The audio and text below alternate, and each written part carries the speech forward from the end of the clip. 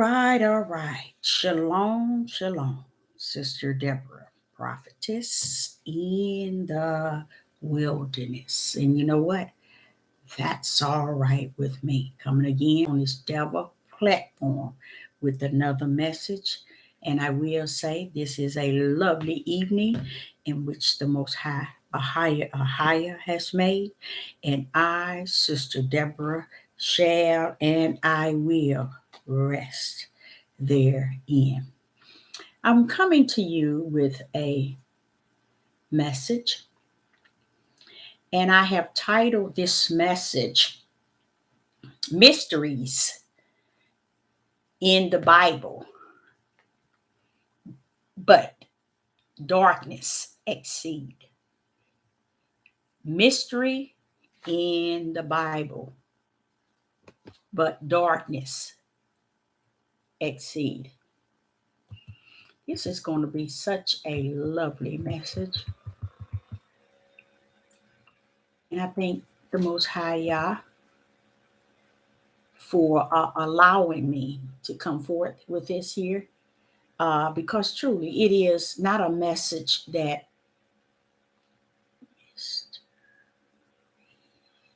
it's not a type of message that one can just come up with on their own, on with their own mind and their own wisdom and their own understanding and their own knowledge. It goes a little deeper, not a little, but a lot deeper. So when he spoke this to my spirit, I was delighted to take it on because I needed to hear what he had to say myself in his fullness. So again, the topic is mysteries in the Bible, but darkness exceed. Okay. And what I mean by that is there is so much darkness being spoken. People are beholding so much darkness to where they can't even see the mysteries. And the good thing about the mystery, they're not hidden from those in which the Most High has given unto. So it's not hidden to those that are that a higher has given it unto. Okay. So I know you all heard when he said, if it was so, it will fool the very elect. Then you know that he had some that's elect that's not going to be fooled by the nonsense. And I like that. I always did like the whole idea of what he said when what he meant when he said that. Now, again, the name of this topic, I'm titling the topic Mystery in the Bible, but Darkness Exceed. Now, I'm going to go strictly with this in the route of spirit and truth. Okay. So if you are not aware of understanding spirit and truth, maybe you need to maybe go to another video, or if you come on later or whatever, you might need to move on to another video because this video is going to cover pretty much how Sister Deborah see things in spirit and in truth. So a way that you never would have thought that something like this can be spoken of. And that's a lot of things is hard for people to grip because they have been told so many things. They don't know if they're going to come, and they just know that they want to get there. And I don't blame them. I want to get there too. I want to get there too. So one thing I did come to understand why he was studying with me regarding this topic. I'm talking about the Ruach HaKodesh.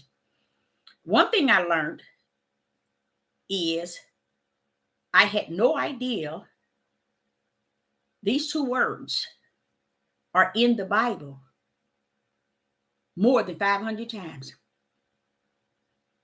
More than 500 times. And I think that's sad.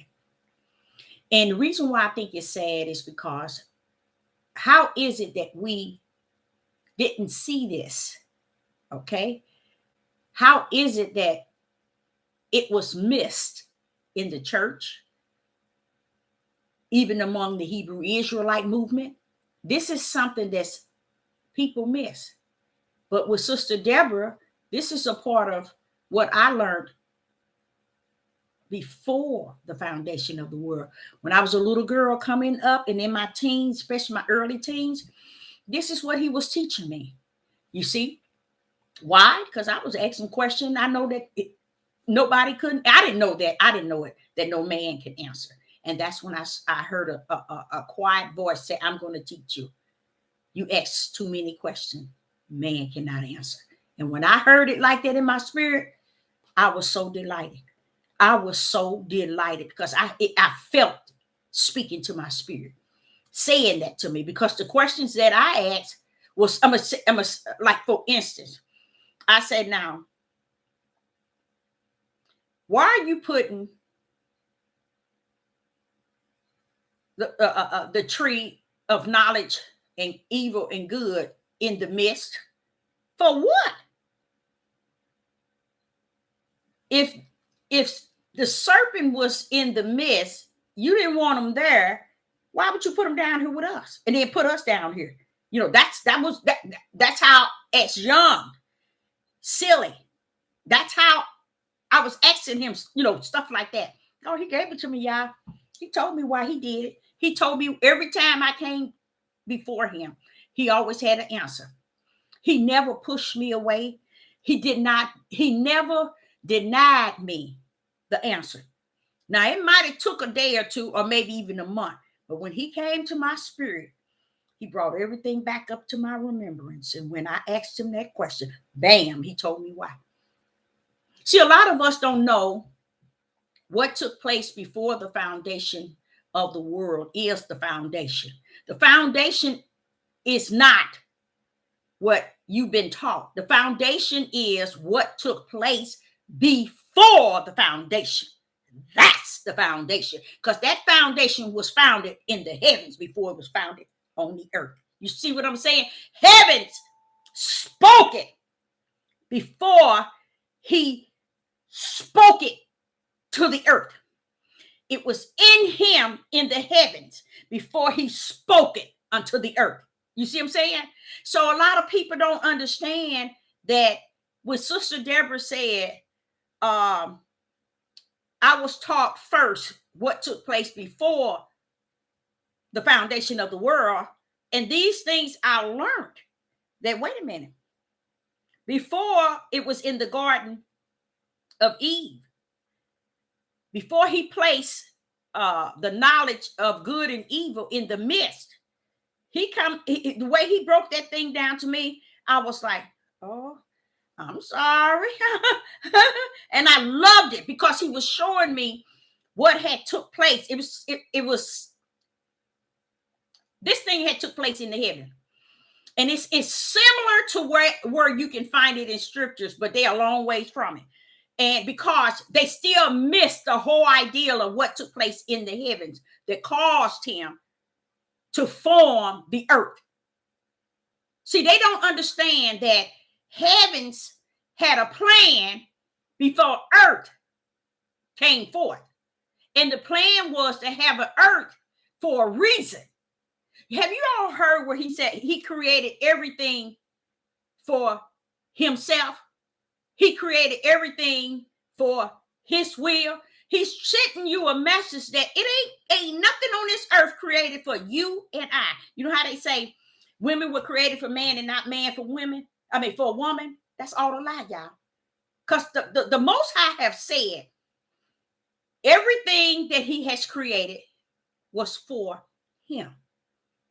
You see? So where we get to the point where we want to rule over what he say, one thing sweet about him, I don't have no problem. He don't have no problem.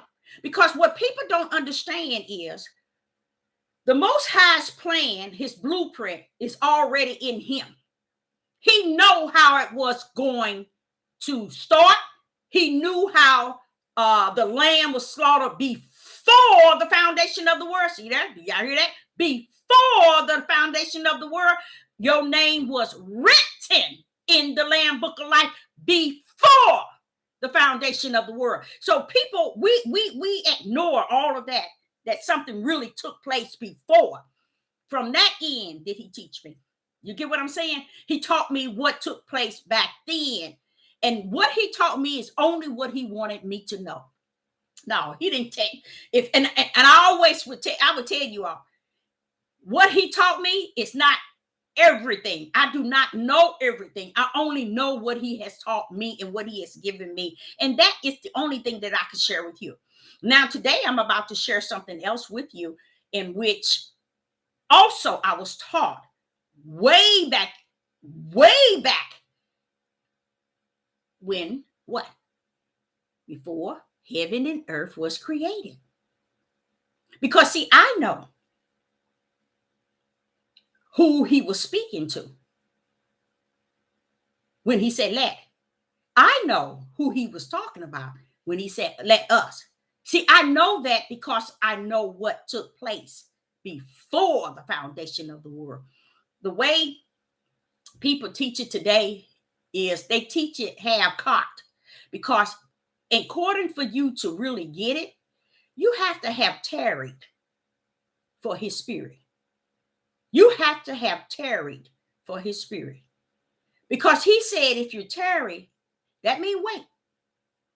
Just keep praising him, worshiping and honoring him and uplifting him and believing in him, and he will come and he will bring his spirit into you. Many people have never had that happen to them. And because they have not, they assume when they get in this book and master it, now I have the Ruach HaKodesh, or many people call it the Holy Spirit. Just because they have mastered the book that man has written and smeared, they just assume I got it now. I can master Torah. I can master the New Testament and the Old. I can master a Hebrew language and Greek, and all these other books was taken out. I can master the whole idea of what they took out, how they took it out, and where they took it. Oh, I can master 1611. All that is vain, and you all, it is vexed.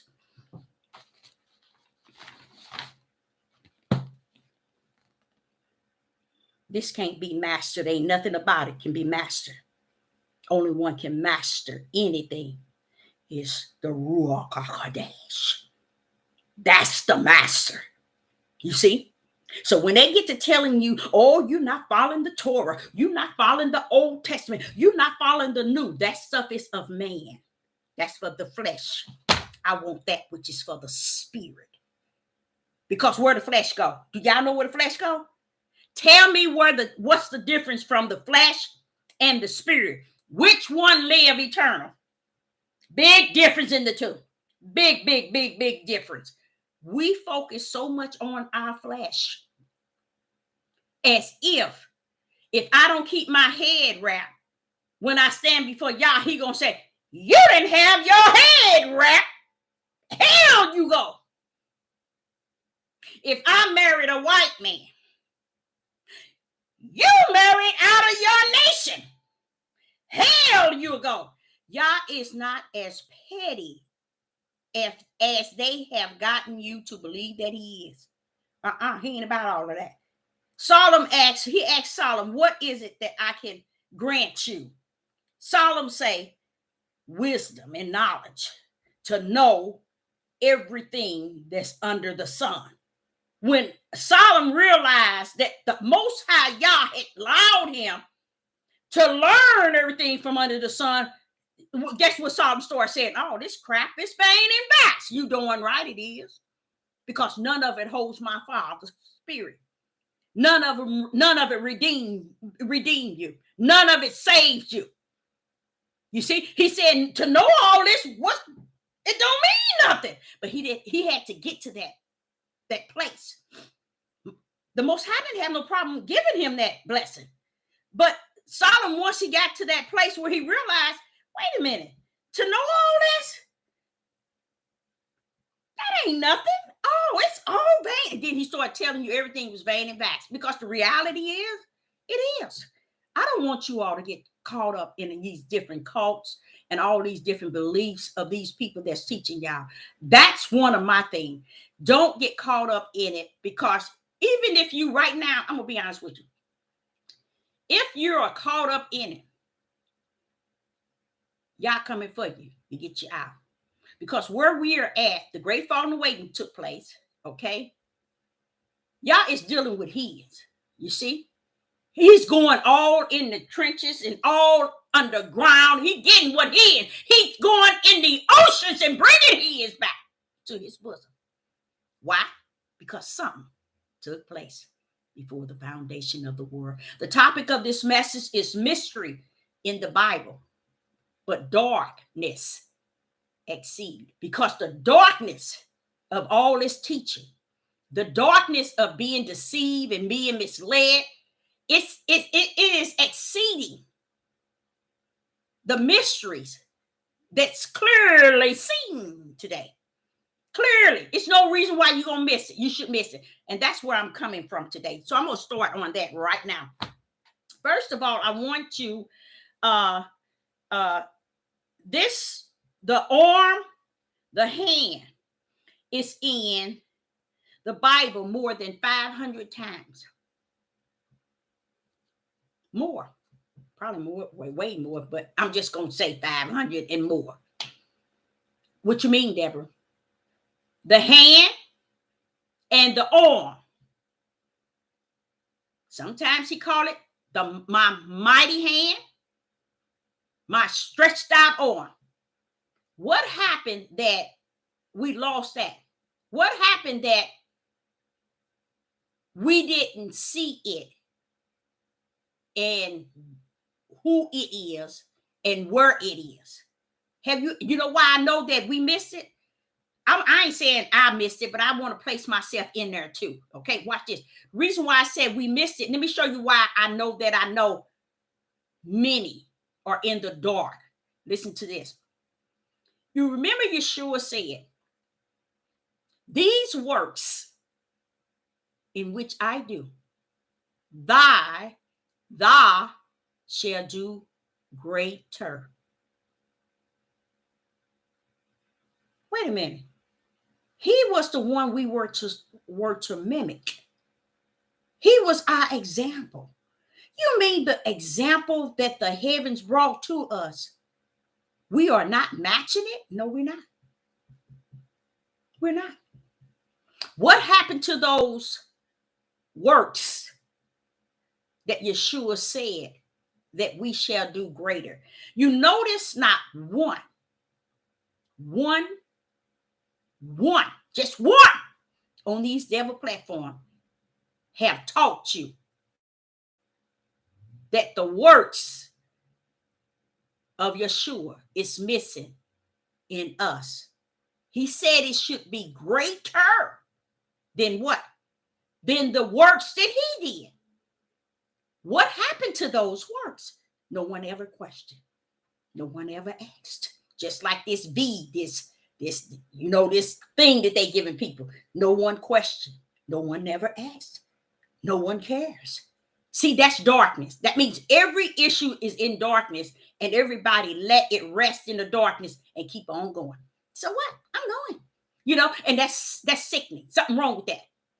So when Yeshua said, these works in which I do, you shall do greater. Why is he saying that?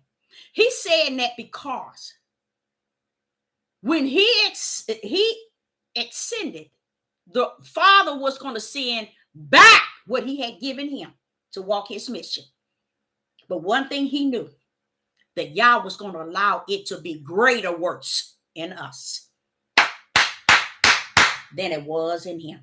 Now you see, and you don't see something wrong with that.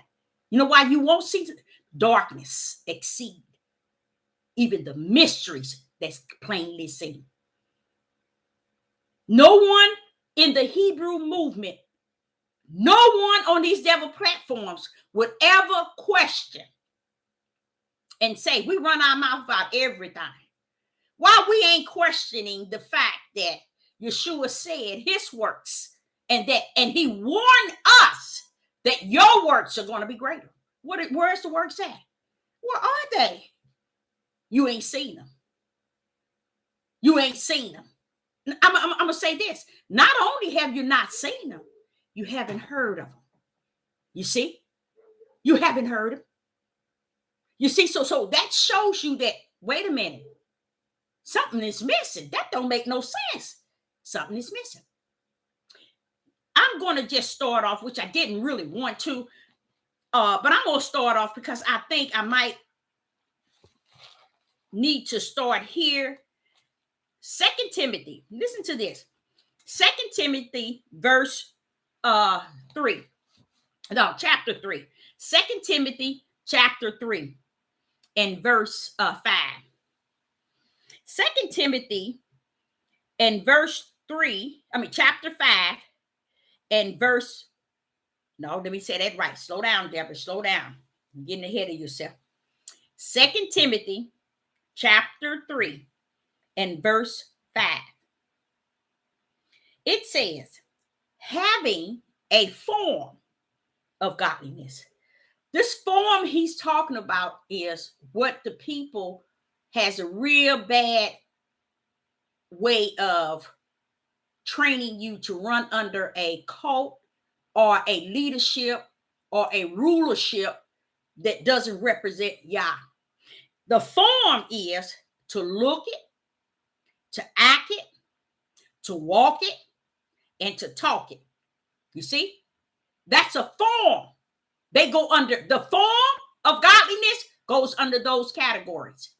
Let me say it again. To look it, to act it,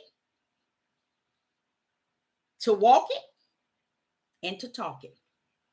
A form of godliness. But listen to what he says. But, I like but because I was chastised with that word. He said, when you are in the class, Deborah, and you read something, that but mean hold up. I'm not finished. That's what it means. Hold up.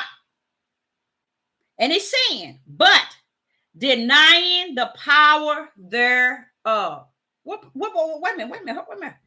minute. You mean to tell, wait a minute, hold up, Deborah, hold up, Father, yeah, hold up. Wait a minute. You mean to tell me I can wear my head wrapped? I can be just as humble in my speech.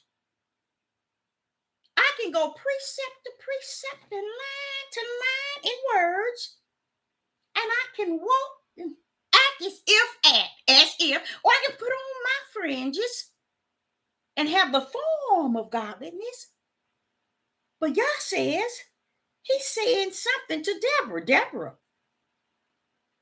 But denying. He didn't say denying anything regarding his name. He ain't saying nothing. He ain't saying that in here. He said denying the power thereof. Denying the power thereof. From such, turn away. I want to say to you all, that was my sum up verse.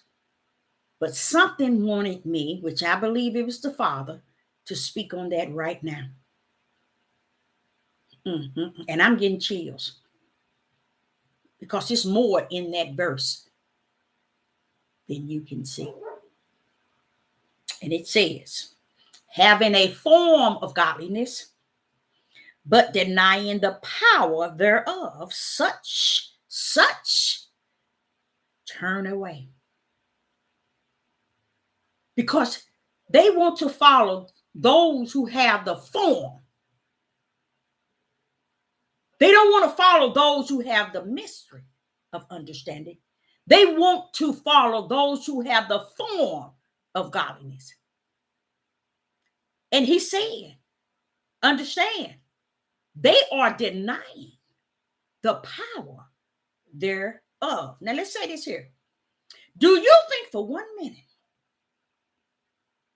Yeshua, which the word calls Jesus, could have come down and completed his mission without the power?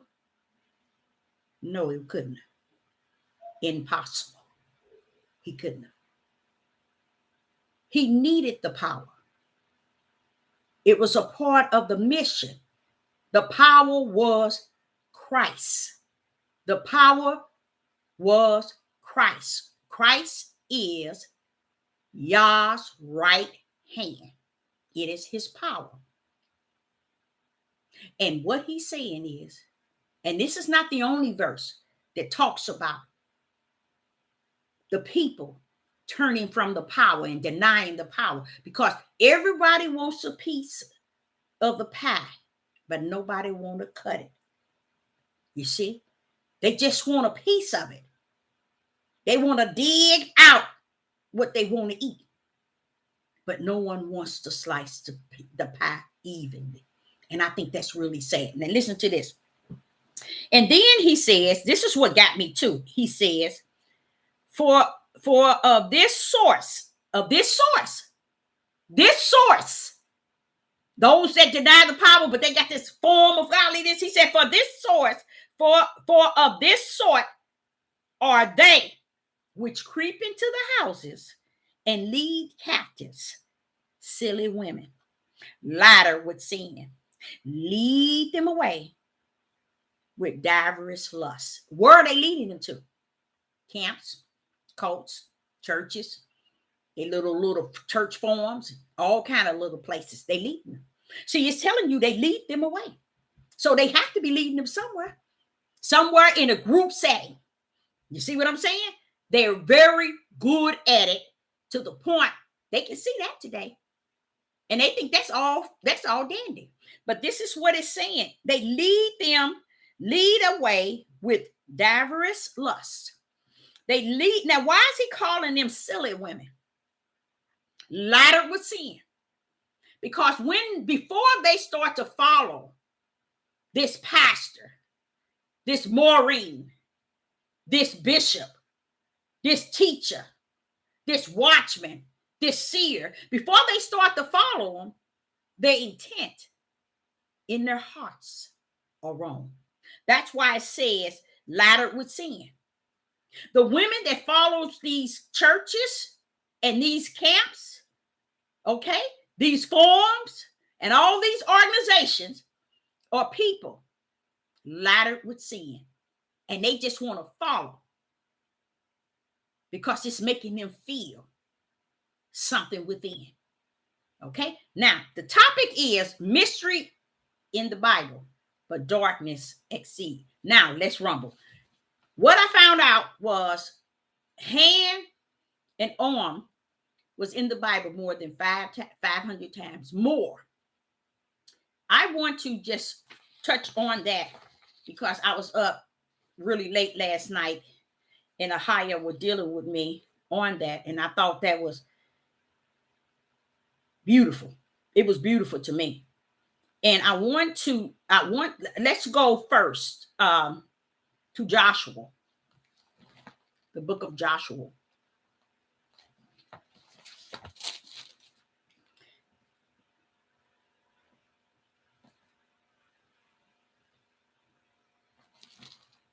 And the reason why I'm going to Joshua is because it's closer to the beginning. And I want to go to chapter 4. Joshua, chapter 4. Have you ever seen people quote some words that's Hebrew and others, they just basically speak English? You might as well kick all that to the curb because in Yah, in spirit and truth, all that is vain and vast. It just make people feel they above you. In case y'all didn't know that. Their whole idea of doing all that is to make you think they above you. Only reason why they thinking they try to bring to you in Hebrew is because they want you to know that, hey, I'm a step above you. You see what I'm saying? Don't fall for it, y'all. We all on the same level, nowhere in the corner. Okay. Joshua chapter 4, verse 24. Joshua chapter 4, verse 24. Now, this is going to show you what I be saying as far as this whole lesson is spirit and truth. When I say they got to come that route. 4 and verse 24. And it reads, that all, Joshua chapter 4, verse 24, that all the people of the earth might know the hand of Yah that is mighty.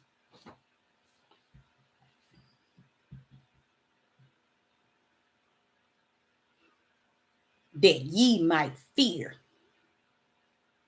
Ahia, your Yah, forever. Forever. So that hand gonna cause somebody to be fearful forever. Come on now. Listen to it again. Joshua chapter 4, verse 24. That all the people of the earth might know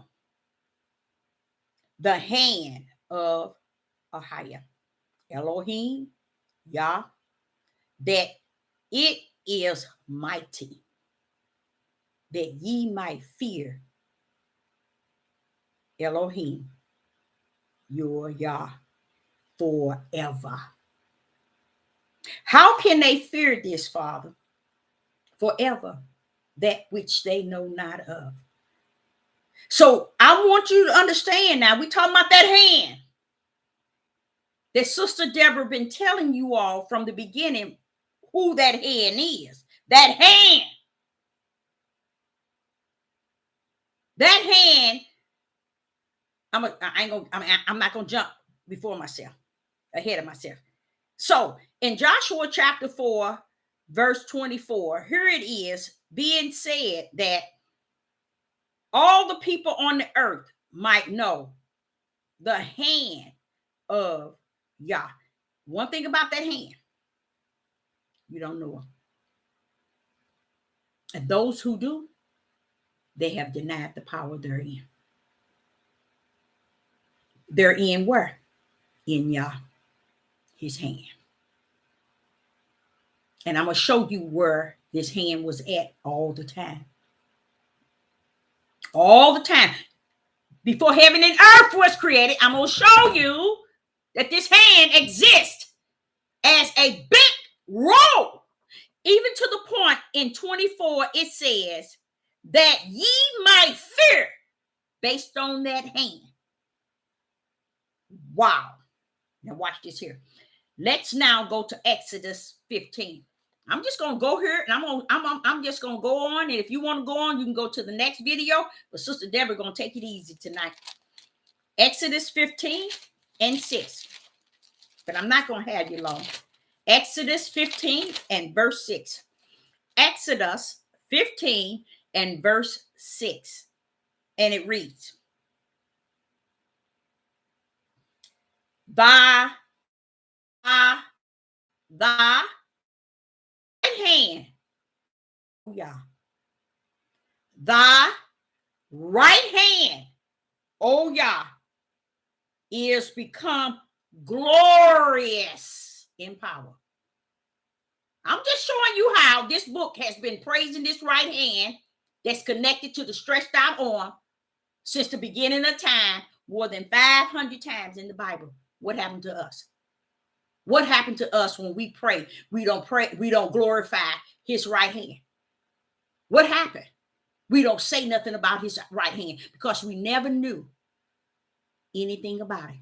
It has been a mystery all this time since this book exists in the eyes and in the heart of any of these human beings on the face of the earth. They never knew nothing about it. It's been a mystery. It's been a mystery, but now it's so plainly seen. Plainly seen. So if they took this book and gave it to, say, sixth graders and use it as a history book, they'll point that out to y'all. Make every last one of y'all who said y'all been in the church and y'all study the whole book, they'll make y'all, as scholars, they'll make them look like fools because they'll be able to point it out. Why is this book always talking about the hand and the stretched out arm? What's the deal with it? We missed it, y'all. Because a lot of people, I'm going to show you how deep it is. A lot of people thought that Moses brought the people out. They always thought that it was Moses. That's why I keep telling y'all, we give all the praise and the glory and the honor to man, to flesh. And the one who had the beginning of the situation to the end, the creator of it all, it is his will and his purpose for himself. We give him no credit. Now, Moses didn't bring the people out. His mighty hand did. And his stretched out arm that's connected to that mighty hand. And all that time, everything he did with that right hand. And you all missed it. Moses got the glory for it. Moses got the praise for it. Everything that he did for Abraham, it wasn't that Abraham was all this and that. It was still that right hand and that stretched out arm that brought Abraham through. What you think about Sarah? Conceived in the years? Go back and read it. It was Yah's hand that blessed her. You see what I'm saying? It was the power of his right hand. See, we just dogged that hand, didn't give it no time of our lives at all. But listen to what is going on. Exodus. Now we way back in what they call Torah. Exodus 15. And they said they awaken. And they have mastered Torah. See, this is what I'm saying. You master Torah in your flesh. You ain't master Torah in your spirit. Because if you did, you would know that a lot of what you mastering is vain and vats. Get what's rolling in spirit and truth. Now listen to this. Exodus 15 and verse 6. Thy right hand, O Yah, is become glorious in power. Look how that right hand getting praise. Glorious in power. Thy right hand, O Yah, has dashed in pieces the enemy. You see that? Yah has a right hand that has all the power that you see in the heavens and in the earth. So what happened to this right hand? Where this right hand been, Deborah? What you talking about, Deborah? Okay, you go back to Genesis chapter 1. I'm going to be bouncing on Genesis chapter 1. Chapter 1 and verse 3. And Yah said, let. That let is his right hand. It is his power. Let my right hand throw down. Let my right hand throw down. Let is his right hand. It is his power that brings things forth. That created all things. Because before it was in the heavens, before the foundation of the world, it was in his bosom. And when he spoke the word, his power brought it forth. And that's what we're talking about today. What happened to that right hand and that stretched out arm that we have forsaken, that's in this Bible more than 500 times. Now, in Exodus, the right hand is getting praise.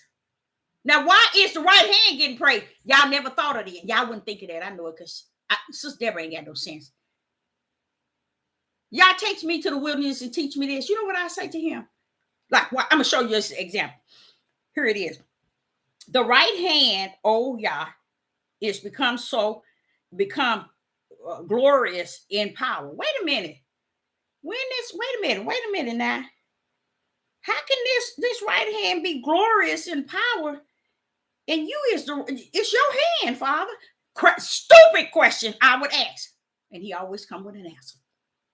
Though that's the sort of, I would ask him, well, wait a minute, hold up now. What this white hand, what's this hand getting all the praise? Ain't that hand you? What's going on? Because I already be, it's just like when he show it to me, I can instant look into it and see it for what it is in the spiritual realm. Now you can look at it, you can make this one verse 20 million ways. And that's what they did. Because it's going back to the title. Darkness have exceeded.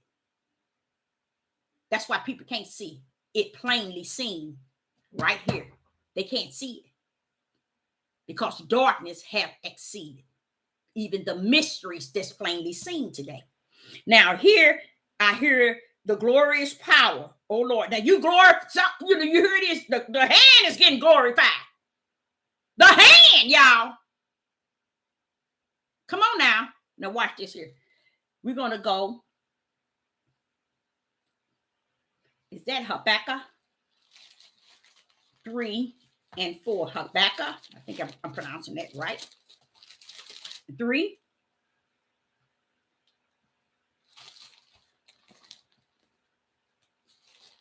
Let me see here.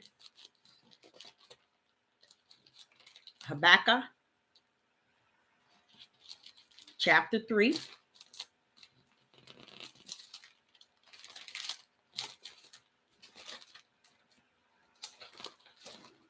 Let me see what that was at here again.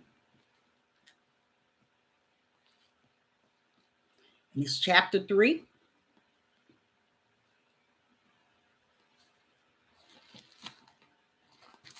And verse 4.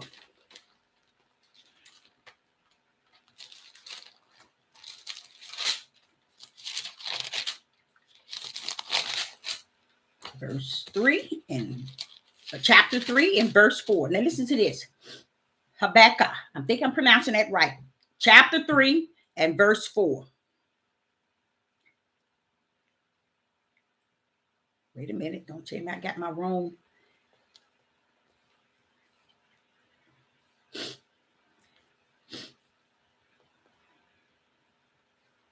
Yep. No, I got the wrong. Wait a minute.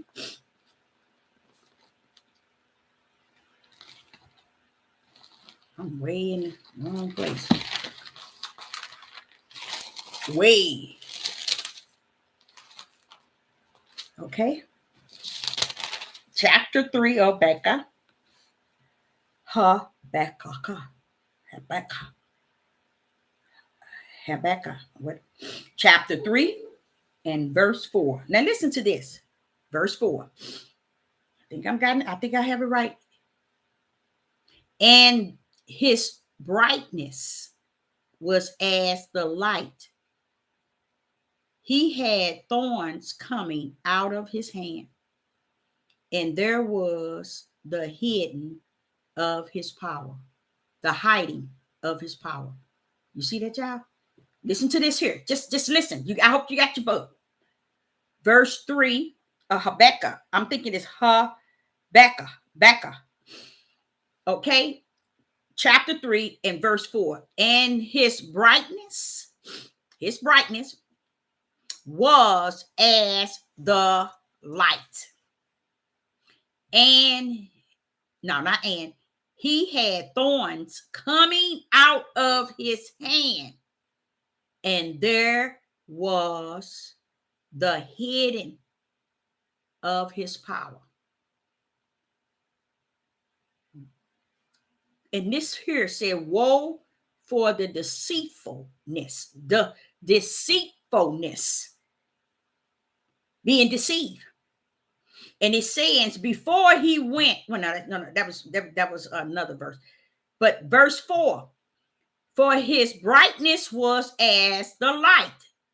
He had thorns coming out of his hand, and there was the hiding of his power. Y'all don't understand. He got power that we don't even care to even know about. We could care less. We think it's all about what people, the power of everybody else's message and what they said. And we have forsaken the right hand and the stretched out arm. I'm going to hit another one. I'm going to go there. Let's try that same verse, that same chapter, Habakkuk, chapter 2, verse 16. And hear this. Chapter 2 and verse 16. Thou art filled with shame. No. Yeah, that's right. That's right. Thou art filled with shame for glory.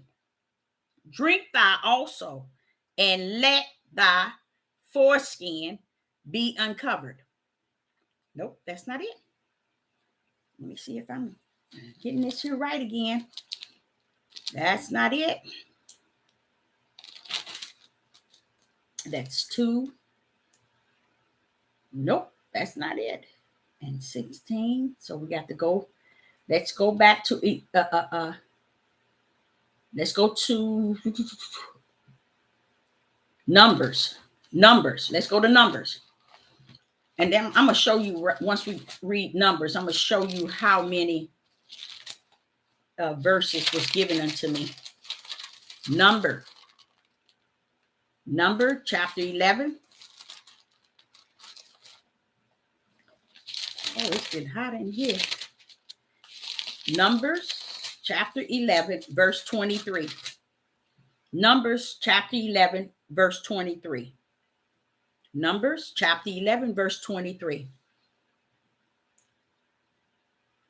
And the Elohim said unto Moses, is the Lord, it says here, Lord. I'm trying to get that wrapped into it, the word Lord. Elohim said, Yah said unto Moses, is Yah hand wax short? Now, Yah is saying this to Moses. Is Yah said, is Yah hand wax short? Thou shalt see now whether my word shall come to pass unto thee or not. Why is the hand got something to do with it? Because the hand follow everything that Yah's word tell it to. But Yah's word has to come out. And then the hand follow the word of whatever Yah tells him, his own hand to do. But it has to be spoken. Back in Genesis, he said, and let there. You see, he spoke the word and the power performed. Now listen to this. Numbers chapter 11, verse 23. Yah said unto Moses, is Yah hand waxed short? He's asking the question. Thou shalt see now whether my word shall come to pass unto thee or not. He's letting him know. You messing with the wrong one. My hand is not waxed short. You see, I'm capable of doing any and everything. You see, that's what he said to Moses. But notice he called out his hand. Why is it a creator has to identify his hand more than 500 times? Why? Have you ever gave that a thought? What's so important about your hand that you got to mention your hand? Because you all didn't know who the hand was, and you still don't know. Because the hand played a role in the beginning to the end. And the hand going to play the role with the New Jerusalem as well. But we never knew what the hand and the stretched out arm was consist of, because we didn't care. We thought it's about what we say. We want to teach this thing our way. We want to do it our way. We want to speak it our way. We don't want to cover all cross the T's and dot the I's. Let's go to Exodus 24. Let's see what Exodus 24 is saying. Exodus 24 and verse 11. Exodus 24 and 11. And upon the nobles of the children of Israel. He laid not his hand. Also, they saw Yah and did eat and drink. But what did he do? He laid not his hand. You see what I'm saying? You don't understand the whole time he was dealing with Israel in the, I don't know what's my dog out there doing. Under Pharaoh, Yah was showing them signs and wonders. Let me tell you another thing he did. You know, a lot of people never wonder why he came out with those plagues toward Pharaoh. We as a people are, I ain't gonna even say no more. The thing is, if the plagues were for Pharaoh, or were they for also for us to behold? Even though they were doing it to Pharaoh, he still wanted us to see his power. You see, we were supposed to be marveling off the love that they call love, that he gave plagues to Pharaoh and his army and his people, and it didn't touch us. We should have saw that. Even to today, when we teach it and we leading people and we telling them about him, why is it we never give him the glory? Why is it we don't look at the ideal, okay, all those plagues, he never let him touch Israel. We saw it, but it never touched us. It never interfered with us. Nobody ever questioned it. It's not important to anybody. It's more important for people to listen to people tell who's supposed to dress this way, who's supposed to walk this way, you're supposed to go here, and you're supposed to submit. All the things that has no power, none whatsoever. We put it on the highest pedal and put Yah power at the lowest. That's why they deny the power thereof. It's because they don't. Now, today, it's clearly seen, but it's still denied. They don't consider it because they figured if I can deceive the people with this here wrapped head and fringes, all around my neck and around my ear, or if I put on certain clothes to look fringes and look a certain way, and these men be wrapping their head. But wait a minute. Where is that wrap gonna go come judgment? You think you gonna have that wrap on when you stand before a higher in judgment? You think that your fringes is gonna save you? You think it's gonna play a role in you being judged? Come on, y'all. This is what y'all is saying. They doing the same thing they done to him. They doing it to those who they think they have gotten a hold of, which they have not. They don't even know before the foundation of the world, Yah's been written in him. He know what he put down here. He know what's gonna come return. He knows what's gonna return. You think for 1 minute he'll have Yeshua to come and be the blood sacrifice and the redeemer, and he don't know who's coming back? He don't know who he's redeeming? Come on now. Before the foundation of the world, he knew who was going to be redeemed. Every last one, to the point he put them in the book. No, I don't care what they did and how they did this and what they did. Look, if you in that book, you in that book. Now, there were those who say you can get blotted if you don't do this. That's a man mindset somebody did stuck in there. Because what's took place before the foundation of the world, let me tell you something, that is sealed. That is sealed. Being put in there before the foundation of the world, it is impossible for you to get down here. It is impossible for you to get down here. Cut up from the floor up and not make it into, cut up from the floor up and then you make it in that book. If you not in the book or if you is in the book. The book is sealed, y'all. The book is sealed. So it ain't like y'all gonna go back in that book and say, oh, you didn't have your fringes on. Oh, you married a white man. Oh, you done this and you done that. Let me take you out. I'm going to blot you out. No, that's not him. And that's why I say we really don't know who he is, because we didn't listen to those he had sent to tell us who he is, because he's told them and taught them himself. He's molded them and shaped them himself. Are they perfect? No, they're not.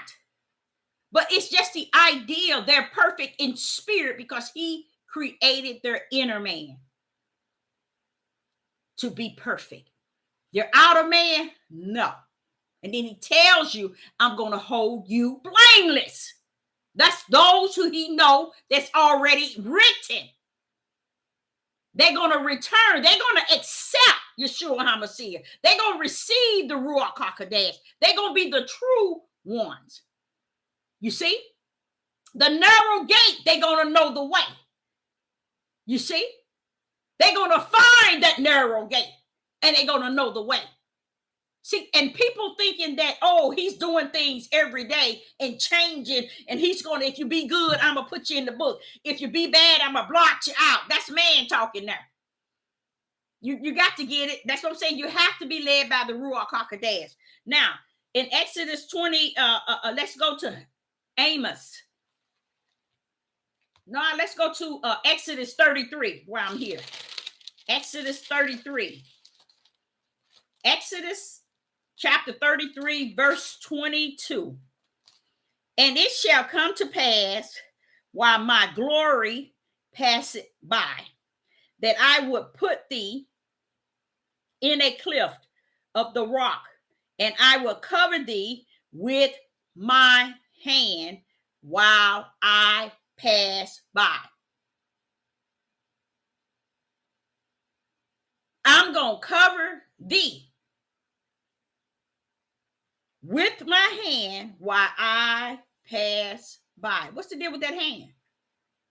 What's the deal with that hand? You're going to cover him with that hand. See, we don't understand what that hand is consist of, because we never knew.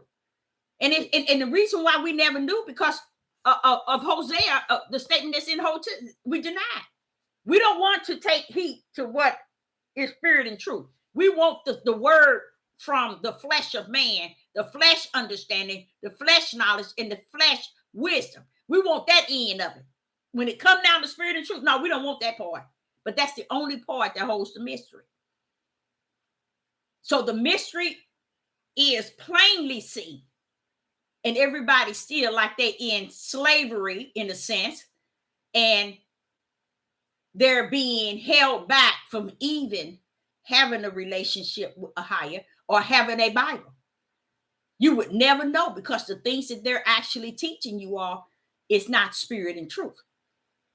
It's they reading it and comprehending it in their flesh, and not giving you the spirit and truth of the matter. Okay, let's go back to Exodus. Let me see. Let me get that. Wow. Let's try Exodus. No, let's try. I got so many. So many. Let's go to Psalms. Let's do a little bit of Psalms. It's all in the beginning of the Bible, all the way to Revelation. You'll hear him talking about this hand, this right hand, and this stretched out arm. And you wonder, well, why is it so important that y'all always making it known that this right hand is, if, let me tell y'all something, as if the right hand is a separate entity. That's what y'all miss. Y'all don't know that, do you? As if that right arm, that stretched out arm, is a separate entity that connects with the right hand. It's deep, y'all. Let's go to Psalms 20. And it was. Let me tell you how he did that. I'm gonna sum that up in telling you what he did. Psalms 20 and 6. Let's go there. Psalms chapter 20 and verse 6. Let's see what's Psalms chapter 20 of chapter 20 verse 6. Now know I that the Lord, let's do it over again. Now know I that Ahiah saveth his anointed. Now, how did they get anointed? You think you got anointed?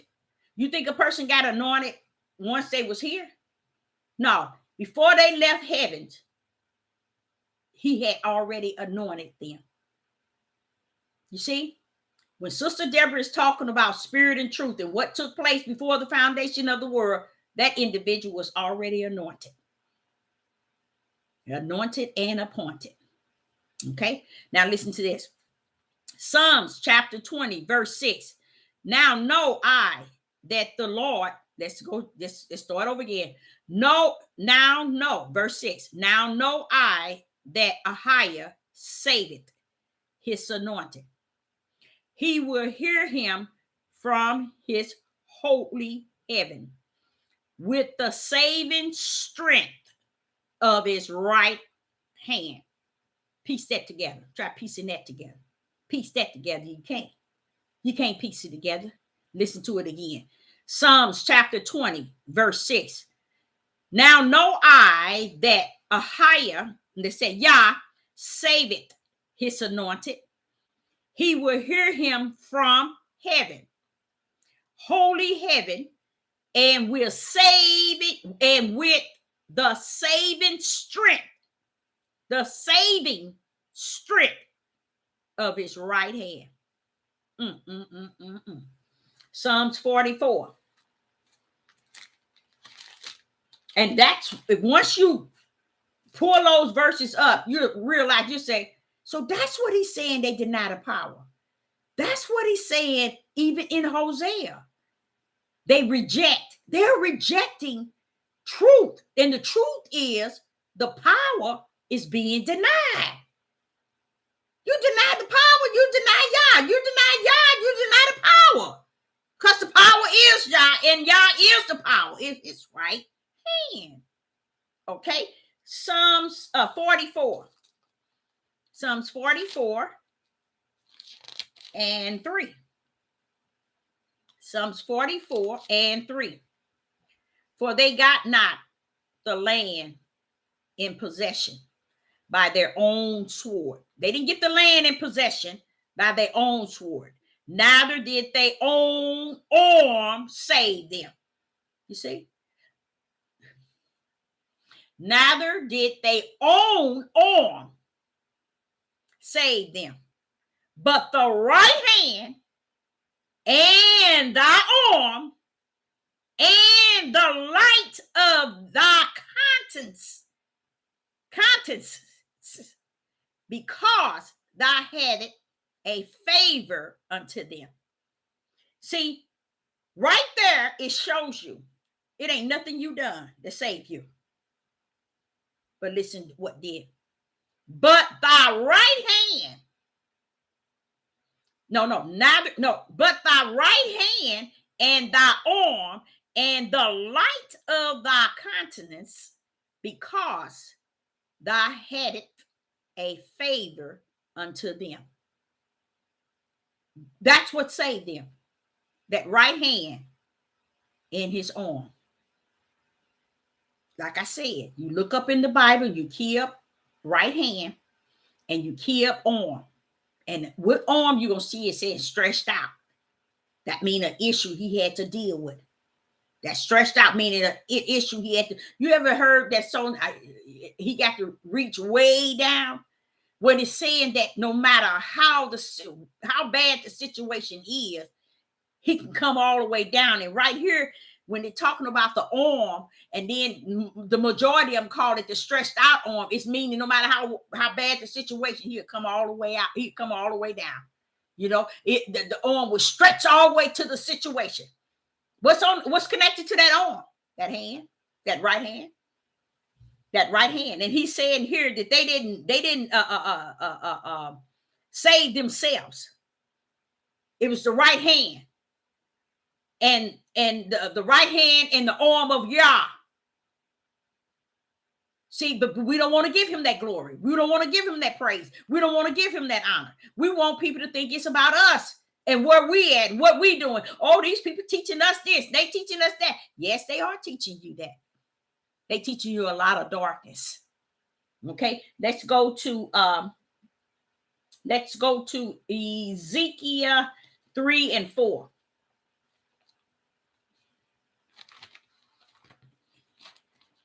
Ezekiel chapter 3 and 4. Now listen to this. Ezekiel chapter 3, verse 14. I'm sorry. Chapter 3 and verse 14. So the Spirit lifted me up and took me away. Now, notice what it's saying now. Watch this here. Ezekiel chapter 3, verse 14. Notice what it said. Watch this. So the Spirit lifted me up and took me away, and I went in bitterness. And I went in bitterness in the heat of my spirit. But the hand of Yah was strong upon me. The hand of Yah was strong upon me. Do y'all see how there is a newfound, it ain't new anymore, it's a religion, this Hebrew Israelite movement and this Hebrew Israelite awakening. It's set up just like the Catholic, set up just like the Christian. It ain't no different because they're not teaching you anything spirit and truth. And you might say, well, Deborah, that's not fair. Just think, follow the book. Did he say a man gonna redeem you? Did he say these men on this earth gonna redeem you? They're gonna get you and teach you and show you what's to come and show you this and you show this? No. Furthermore, he told you until you destroy it here, he ain't coming. And that's exactly what's taking place. And I believe the majority is getting there because everybody following darkness and they finding pleasure in it and nothing that's spirit and truth. They don't want none of it. And it's okay because y'all got those that he already know that's written in the Lamb Book of Life. You was in there before the foundation of the world. When you learn about what took place before, then nothing a man can do or a woman can teach you that'll throw you off balance because he'll keep taking you right back. What did I tell you? What did I teach you? Before heaven was, what did I teach you that was happening? Everything was in me. Everything was created by me. Everything was created for me. Everything is my will, Deborah. So therefore, don't be shocked at what you hear, see that's happening. Heaven knew it before the foundation of the world. So all this stuff that Sister Deborah was crying about, he said, well, you've been taught better. You know better. So when you know better, you do better. You think better. You feel better. You react to it better. So that's what he's been chastising me on. Don't keep seeing this stuff and thinking, okay, these people going to get it and they going to do this and they going to stop. Heaven's already got the key to it all.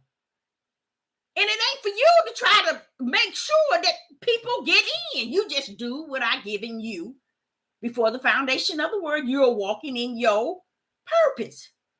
And what purpose is that? The purpose that was in me for you. See, it ain't my purpose. It ain't my will. It's his. And when we understand this thing rumble in him and not in us, let me say this here to y'all. We sit here and we battle with Russia, Ukraine, China, United States, war. Do y'all know? Heavens don't see no war. How can heaven see something it already seen? How can heaven see something that is already orchestrated? How can heaven see something that's already won? How can heaven do anything? It's just like a chessboard. You go to the store, you see a chessboard. If someone created a chessboard, the one who created the chessboard should never lose a game. Yah is the creator of the chessboard. It got all different pieces on it and one color and the other color. and they're going after each other, and it's all different kind of pieces. But when it all said and done, what? Can y'all lose in this game? No, he's the creator of the chessboard. He know what pieces can win and what's going to lose. He know how to move here to win every time because he's the creator of the chessboard and not us. Well, we have to understand that's who he is and stop trying to put ourselves in the place of who he is, because you can't compare to knowing what heaven had planned before the foundation of the world. We ain't even got it in us to be able to master that. But the way they teach it, you would never know. But it's just a form to deceive the people. And I understand that too, Father Yah. So he's telling me, now that you see it in my last message today, you see it in this nakedness. Know that it's a place where you can see it.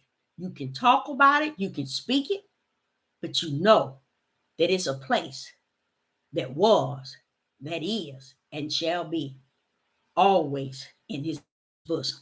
It ain't nothing going on that he don't know about, because it all was orchestrated from the heaven level. When you able to talk like that, you're turning the power back to the powerful one. But when you can't talk like that, you're giving these people on these devil platforms and yourself the power you don't have. The power belongs to the Most High, a higher, where it belongs. It's there. It's still there, whether you want to accept it or not. It's going to be in my Father's hand at all times. And there ain't nothing nobody on this earth can say about it or do about it. He's still who he say he is. And he's going to be that, whether we like it or not. So a lot of things that we run around here trying to master is the ways of man. Tell you what, try mastering the will of the Father. He said your thoughts ain't his thoughts. Your ways ain't his ways. What is he saying, Deborah? I said to him, I'm telling you, I ain't got no sense, y'all.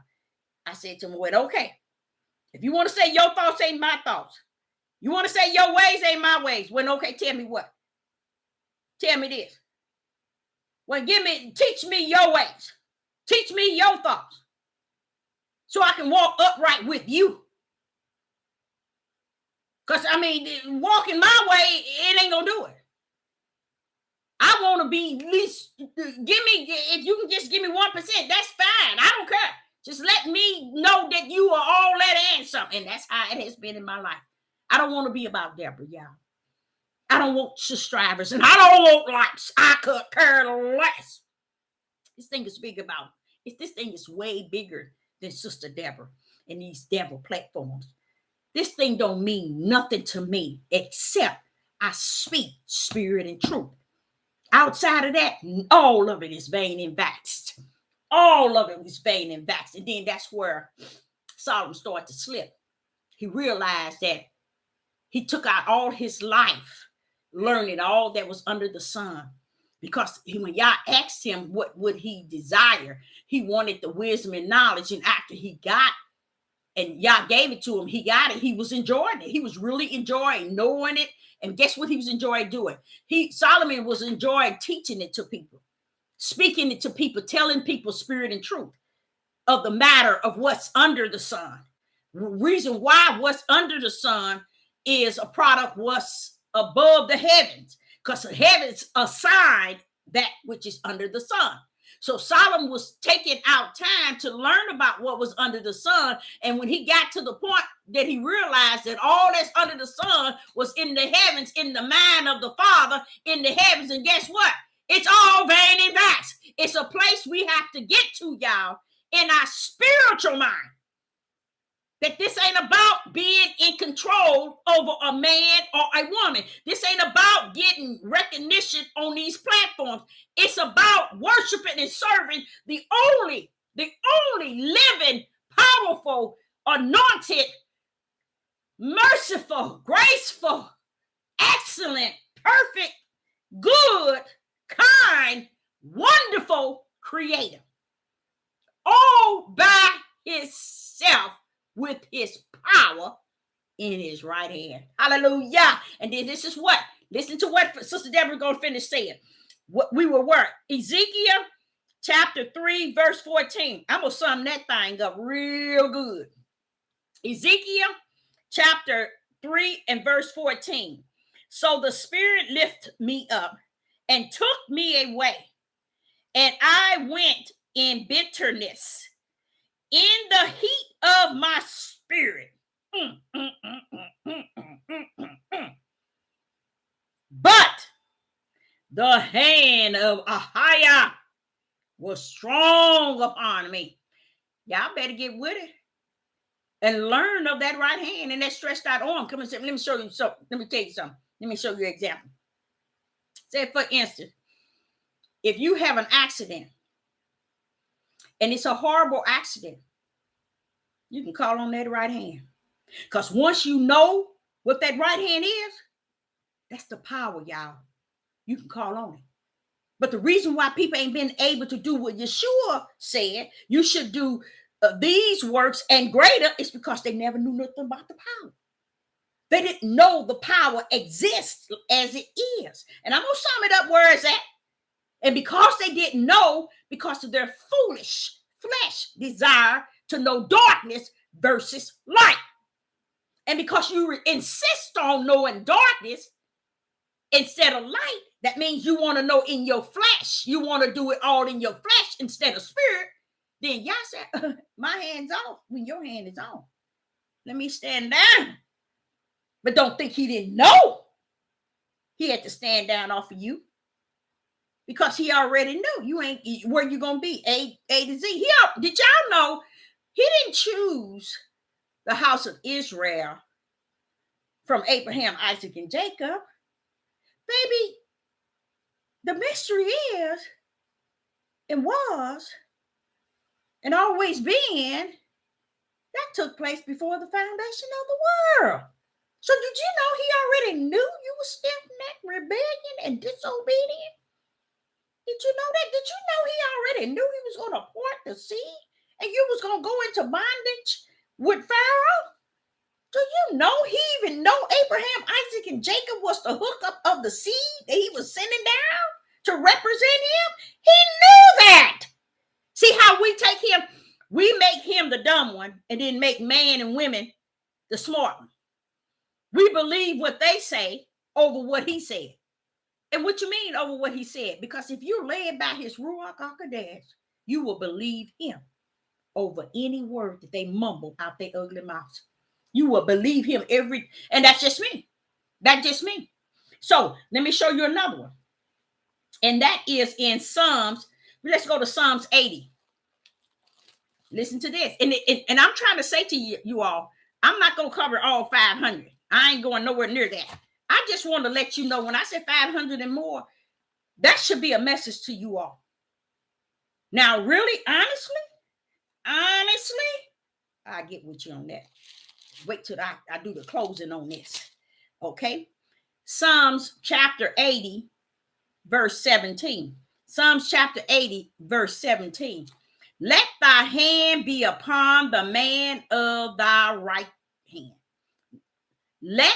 Psalms 80, verse 17. Let thy hand be upon the man of thy right hand, upon the Son of Man, whom thou makest strong for thyself. Y'all ain't doing nothing for no man. He ain't giving no man no woman for his pleasure. When he sat in the garden and said, I help meet, it was to meet his will on the earth. Multiply. You missed it in Genesis 20, in Genesis chapter 22, was that 26? Was that, I think it's in 28, 29. He tells them to multiply. That is meeting his will. All things were created for his purpose, according to his will. You see the sickness? That means if we don't work together, we are not working in unity in what is righteous. So this hate movement is to show you where the serpent then slither in again on the head. Why? Because the one that should have even repent never repented. He never owned up to anything. And Yah said from the beginning, it's where it started. Adam never said, Father, forgive me. I disobeyed your instructions and your direction. Forgive me. No, he didn't. No, he didn't. He didn't say that. And Yah said, well, how do the women expect a man to forgive, to repent, or to say, I'm sorry, and ask and say that he's sorry or repent, if I'm the creator? And it began with a man never repenting for what he did unto me. So y'all don't think that this thing didn't start way back. This thing started way back from the beginning. Way back. See, the first person he blamed was the creator. You gave me this woman. The second one was the woman. So he's still doing it today. Still doing it today. And not speaking spirit and truth, speaking darkness to the people. Okay, so the people now, in this day and time, they can't even see the mystery because they're so busy walking in darkness. Okay, and that was verse 80. Psalms chapter 80 and verse 17. Let thy hand be upon the man of thy right hand, upon the Son of Man, whom thou makest strong for thyself. For thyself, Father, your right hand, make it strong, Son of Man, for yourself. You see? Okay. Now, let's also go to Psalms 140. No, I don't want to go there. Yeah, let me go to Psalms 144. Since I'm in Psalms, I'm going to go on. No. Yeah. Psalms 1. No, let's go to Psalms 89. Psalms 89. We're talking about the right hand and the stretched out arm. Okay. Psalms 89 and verse 13. Let's see what that says. Psalms 89 and verse 13. And it reads, Thou hast a mighty arm. There go that arm, y'all. There go that arm. Strong in thy hand. And high in thy right hand. Yeah, I'm telling you, they missed it. They missed the whole picture. When I sum this up, you're going to understand. They missed the whole picture. Okay? Now, we're going to go and look at 21. Let's drop down Psalms 89 and verse 21.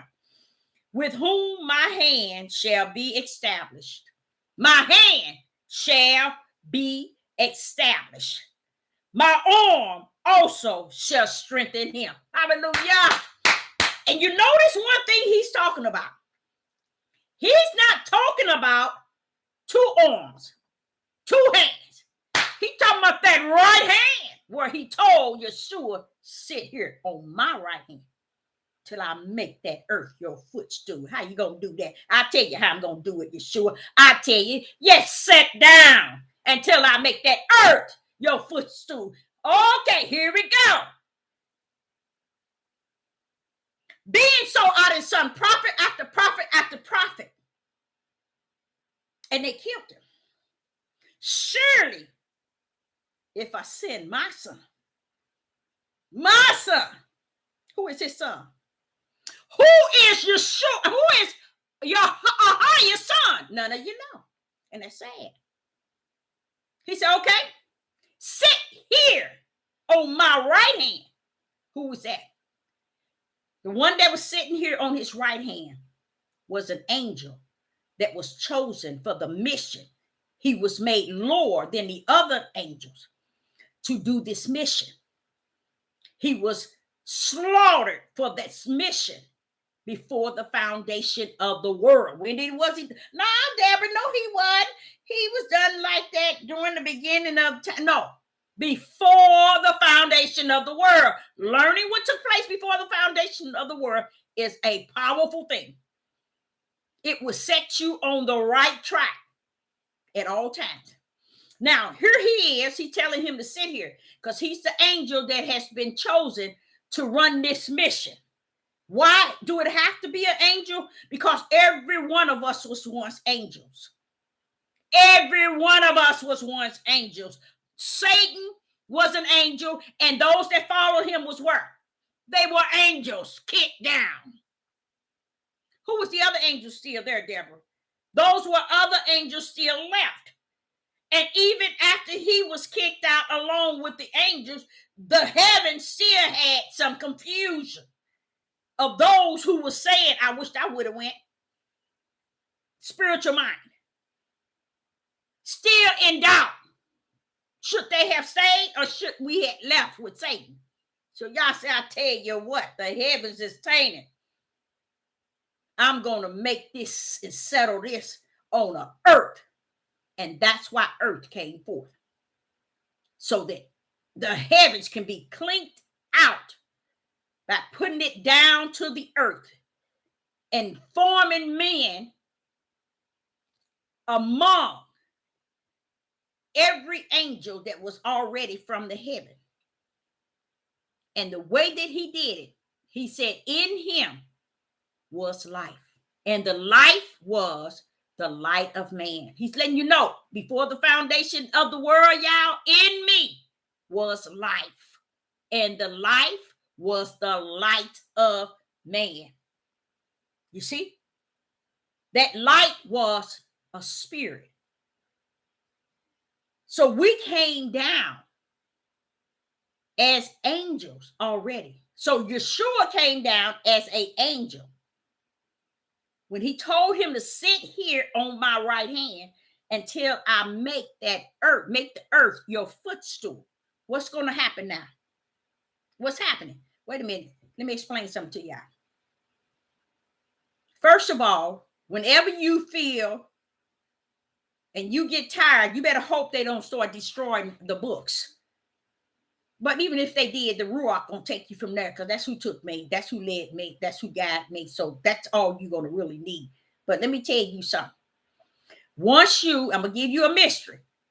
Once you have understood the right hand, the stretched out arm, the mighty hand and the mighty arm from the Bible, from Genesis to Revelation, once you have read every verse, you don't even have to read all of them. You can just read some. And it'll lock you in who's who. And then you understand that that's the power, the works that you should have greater. But if you deny the power, you can't do those works. And that's what people have done. They have denied the power they're in, which is the right hand of the Father. Let me tell you who the right hand is. Okay. The reason why he got Yeshua sitting on his right hand, Yeshua was an angel that was missioned to come down like unto we are and die for us. He was made lower than the angels. Okay? Because he was an angel. So his mission was to come down, okay, and bleed the lamb, the blood sacrifice, the lamb, the blood sacrifice, the lamb, the blood sacrifice. Okay? Y'all want him to sit here because I got to do some things. I got to make that earth your footstool. I've sung over and over my prophets. They were once angels too. But they came down being the mouthpiece where Yah spoke to them and they spoke to the people. Yah was upon them. Okay? So they came and he said, when every time I send mine, they kill him. They destroy him. They kill him. I tell you what. Let me hold up. Let me send my son. All right, who is the son? My son is myself. You see, I'm going to send me. But I'm going to go in the form of the son of Yah. I'm going to go in the form of my beloved. I'm going to go in the form of Hamashiach, which is Christ. I'm going to go in the form because that's going to be me, Emmanuel. I'm the son of Yah. The one on my right hand is the son of man. So you're going to come. The son of Yah is about to have his own beloved, which is his own self, getting ready. And what he's getting ready to do, when I'm going to send my own self down with Yeshua. So I'm going to give him power, which is my right hand. That right hand is Christ. That's Yah's power. He gave it to Yeshua. He gave him his word. And he gave him his spirit. You see? You will see Yeshua come down, mission as the Son of Man. But then you hear also another entity as the Son of Yah. But because they deny the power and don't know nothing about the power, they seem to think, okay, that they are one. That's why you got so many people talking about the Trinity, and the people talking about when the Father is one, the Son is, they are one in the mission as one. In no other way would they be considered anything outside of one, because Yah is trying to get us all in one. You see, that's the mission. So even though Yeshua had to sit here until Yah prepare to send his only begotten, okay, Emmanuel, his power, because his power, go back into this book and pull out every scripture that tells you about the right hand and the stretched out arm, and then you'll see Christ, which many call Hamashiach. You'll see him. You'll see the Messiah. You'll see the Messiah that everybody was hoping to come. You'll see him. I'll give you another sign. You remember Nebuchadnezzar when he put the Hebrew boys into the furnace? You remember he put the Hebrews in the furnace? And he said, didn't we put 3? I see 4. And it looks like the Son of Yah. He didn't say the Son of Man. He said the Son of Yah. That was before the Son of Man came on the scene. There you go. Because you got to understand who the Son of Yah is. That's his right hand. That's his power. So Nebuchadnezzar didn't naturally see it. He saw, wait a minute, this fire ain't burning them up. This fire is not destroying them. Somebody is in there with them. There's another entity in there. That was the power. The power was in there. What did the Hebrew boys need? They didn't need Yeshua. They didn't need Yah in there in any form. They didn't need a bucket of water. They didn't need. They needed the power of Yah's right hand. When we came out of Egypt, you don't hear him saying that Moses, we lied. We giving glory to Moses. Moses didn't bring us out. That right hand did. And the stretched out arm. Oh, we don't want to give no credit to it. You know who that right hand is? That's the Son of Yah. That's his power. It came down as one mission with Yeshua. To do one mission in one. And that's what he was saying when he said, I'm going to send my son. meaning himself. That's why it says, and it means Emmanuel, Yah with us. Not the Son of Man with us, but Yah with us. So many signs that Yeshua say, so many things that Yeshua was saying, telling us, y'all, wait a minute, I'm the Son of Man. But let me tell you, there's another entity with me. That's the Son of Yah. He said it over and over and over and over so many times. You all missed it. Go back to your book. So much stuff has been here for us. Denying the power therein, we ain't gonna see nothing. You will never see truth. You will never see spirit and truth denying the power therein. Because the power is what's going to allow you to even receive the Ruach. How? What you mean, Deborah? Because that's why he said in his name. You can get anything in his name, but it got to be believed, not just received out of your ugly mouth. It got to be something in you that believe that I know this is my Father in heaven, that Son the Redeemer, to die, the Lamb, to die for my sin. It's got to be deeper, just like repent. People think repent is something you just mumble out of your ugly mouth. No, it's a feeling of remorse. It's down deep in where you can feel that repentance. You see, it's something down in you that said, oh no, I'm just so sorry about, you know what I'm saying? It's deep down in you. It's not something that you just mumble jumble. No, that's not repenting. That's why people can't repent, because they've been taught to believe that all you have to do is say it. You see, and half of the people don't even know what they're repenting for, because they really don't feel guilty about nothing they do. They think right is wrong, wrong is right. So here it is. When he telling him to sit here on his right hand till he make this earth his footstool, it's because he preparing himself to step in. Okay? In the mission with Yeshua HaMashiach. Now the sad part is about it. It's a beautiful day in the neighborhood to me, because 99.1 trillion won't even touch it. Not even pick up the book and read the right hand and the stretched out arm. And where you will learn it is in Genesis. You know this is that right hand that stretched out arm.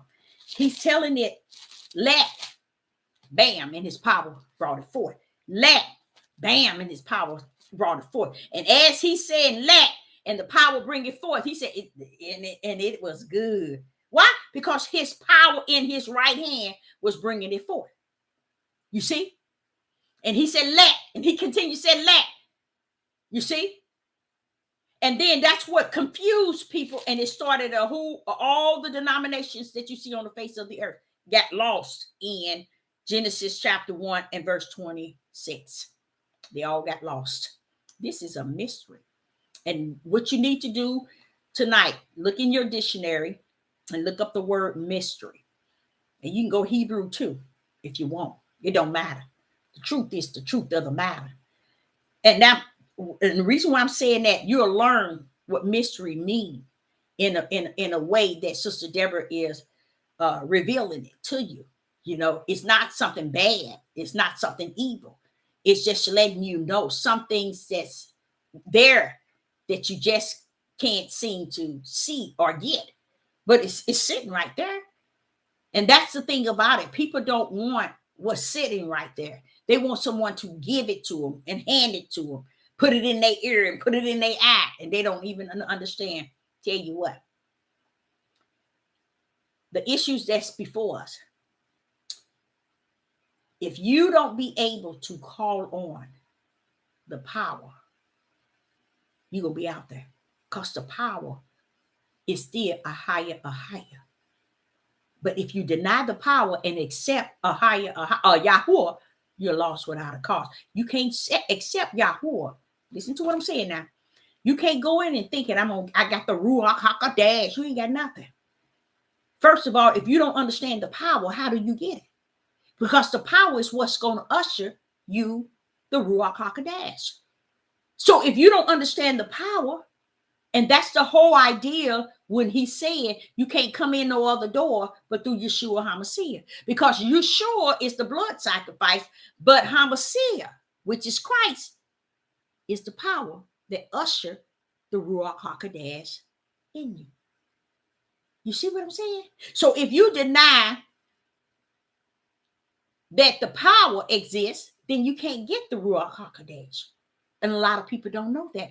And that's why they out there calling themselves having the Ruach, because they went and thought they'd master these books, especially Torah and all these other lost books. They just think, oh, this is all I need is to know this. Or I can teach this to the people and deceive them. They don't know that they're deceiving you, but they are in great numbers. They don't know that they took you too far out in the ocean. And they would not. In this message that I'm giving you right now, they will not accept it. You know why? The reason why they won't accept it is because it'll take them and make them the liar that they have been all the time. They've been on the devil platform, sitting up in somebody's church, sitting here saying I'm an evangelist, a seer, a Maureen, and a pastor, and a leader, a ruler, a watchman, and all that is vain and vax. It's over with. It's vain and the vax, y'all. You don't have to be up under them people anymore. It's over. Get in the corner, throw your hand up to the Most High Yah, and let him bring you into deliverance. That's it. It's over. You don't have to lead these people. These people don't have to lead you anymore. And that's their biggest hurt, because they want to be up in the rectum of Babylon. They don't understand you can stay up in her rectum because that's where you at. Nowhere else but in her rectum. Because you are nowhere else. You are not speaking spirit and truth. And what happened is the only way that you're going to get the Ruach HaKodesh, and the reason why it is sealed that you have to accept Yeshua HaMashiach, because he was the blood sacrifice to redeem you. But the power that raised him back up, hallelujah, he couldn't raise himself. You see what I'm saying, y'all? The power that raised him up was Yah's right hand, Christ. Raised him up. You can go into this Bible and you'll see sometimes where it's saying just Yeshua, and Yeshua won't add Christ, because of the fact that when he first started, the whole idea for him to be ministered to, the angels had to minister to him, is because it wasn't time for him to use all the tools that Yah had given him. He had to complete a mission of going up on that mountain, fasting, and going up on that mountain, and going to the higher level mountain and going up for us, because we would go up the mountains of suicide.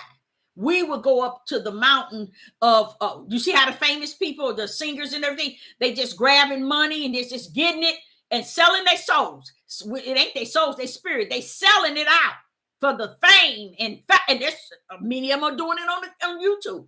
Selling out for fame, which they think is fame, but they don't know that's the serpents in the grass. They don't know it. No, they don't know it. But selling out. This is the purpose of Yeshua going to the mountain. And he was telling him. And the devil knew that Yeshua was at the mountain as Yeshua and not Yeshua HaMashiach. Woo!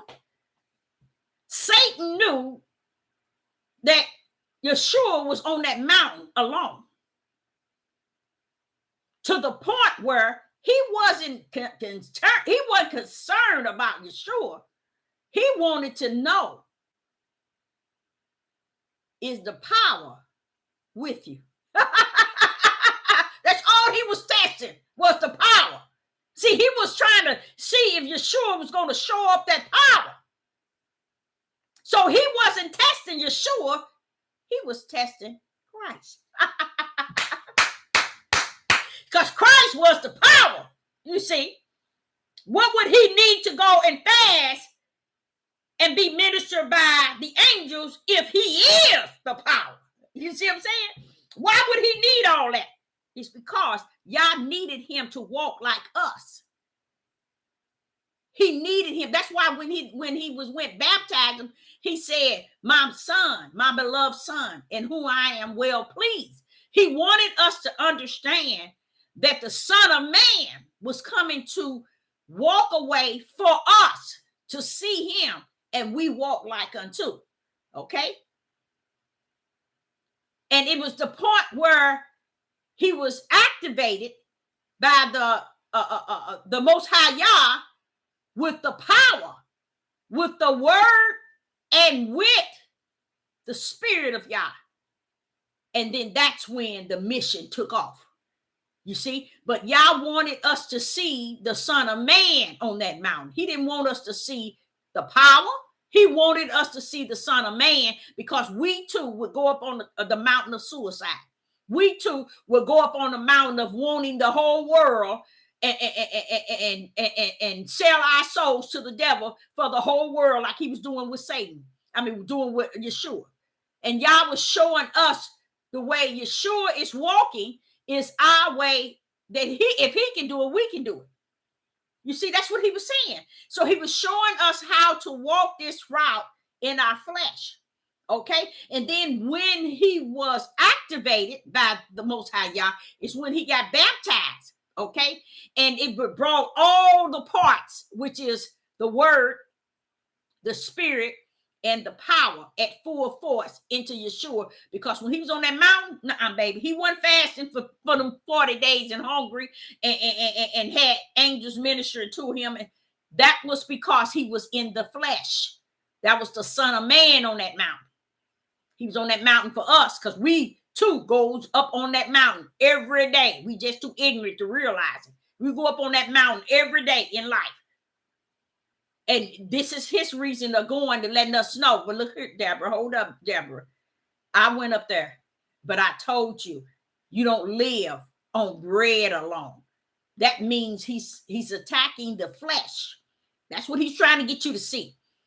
The words of the flesh of man, the food that you eat, the stuff that's for your flesh, Deborah, you don't live on. You live on every word that proceeds out of the mouth of Ahaya. So he was telling us that anytime we in a situation, know that the words that proceed out of the mouth of Yah will bring us down every time, will deliver us every time. But what happens? People don't even know the difference. They don't even know the works that Yeshua was talking about was the power. They don't even know that. They don't even know that the reason why you have to accept Yeshua HaMashiach, because of the blood. He's the blood, okay, that was sacrificed for you. But then you have to accept HaMashiach, which is they call Christ. You have to accept the both. But Christ, the reason why you have to accept Christ is because Christ is the power that's going to usher the Ruach unto your bosom. That's why. And then what? You shall then when he ushered, when he has, you have tarried, and then the Holy Spirit come, is he said, what the first thing he said? And you shall have power. Woo! And you shall have power. That's what he letting you know, because that's what it's all about. And they missed it. That power. That was the power when he said, let, bam, that right hand put it forth. Let, bam, and that right hand put it forth. All the way through this whole book, talk about his right hand and his stretched out arm. And they forsaken it. Even up to the year 2022, the end, that day. Even to today, his power has been denied because they didn't know who the power was. That's Genesis chapter 1 and verse 26 is the biggest topic in the whole Bible that started every religion when they wanted to use this book. That was one of their biggest challenge in the book of Genesis chapter 1 and verse 26. That was one of their biggest challenge. It's because they didn't know, they didn't want to figure that out, or they didn't want to work it out. But one thing I love about it, y'all said something that's very powerful. And listen to what Sister Deborah is saying to you all. Think about what I'm saying. Just think about what I'm saying overnight. Why is it, he says, the gate to what leads to life? He's talking about everlasting life. The gate leads to righteous. It shows you the way to the light. That gate, he says, is something you have to find. Because he said, very few shall find their end. So it has to be something you have to find it. But where is it? It's being spoken to you every day. And many of us deny it, just like Hosea. So when they deny, what happened? They perish. Because they deny it. And when they deny, what do he say? I would deny your children. See, they don't understand why the curse has been going on since the beginning of time for a people. It's because they continue routing the thing over and over and over and over. But guess what? Y'all knew it before the foundation of the world that they would continue in circles. That's why he made sure his was written. That's beautiful. He made sure his were written in his book. They can clown up. They can act up. They can hate up. They can murder up. They can rob up. They can steal up. They can bash. They can be pride-minded, boasting. Oh, I'm a ruler. I'm a leader. When you finish, baby, everything that you was in the heavens already knew about you. It heard your ugly mouth before heaven and earth was created. It knew your ways. It knew what you smell like. It knew the hour and the day that you're going to be in, and the hour and the day he going to take you out. Heavens knew all that. So why would we serve all these people on these platforms and in the earth, these churches, everybody, and forsake him? The one that holds all the power, that has a beautiful right hand and a stretched out arm. How did we forsake it? It's in here more than 500 times. And it's so beautiful, y'all. I'm telling y'all have to read them for yourselves to see how beautiful he speaks on these things. He speaks of it in 1 King chapter 3 and verse 15. And he talks about his stretched out arm. Oh, y'all, it is off the chain. It is. Let's go to Isaiah. I'm almost finished. Isaiah 52. Let me just. He talks about that arm. Isaiah chapter 52 and verse 10. Now, if I'm saying 500, let me show you. I got 3 pages. Look here. He's just giving me, just wanting me encircled in red, the powerful ones that nails it to the wall. That's the one in red. It's because he wants me to understand, Deborah. It's not, don't be caught up in people denying the words in which you speak. I'm the creator. I'm the beginning, Deborah, and the end. I bring in life and I take out life, Deborah. I created it all and I taught you that. So the way that they going, you bet heavens knew it because it was in him from the beginning.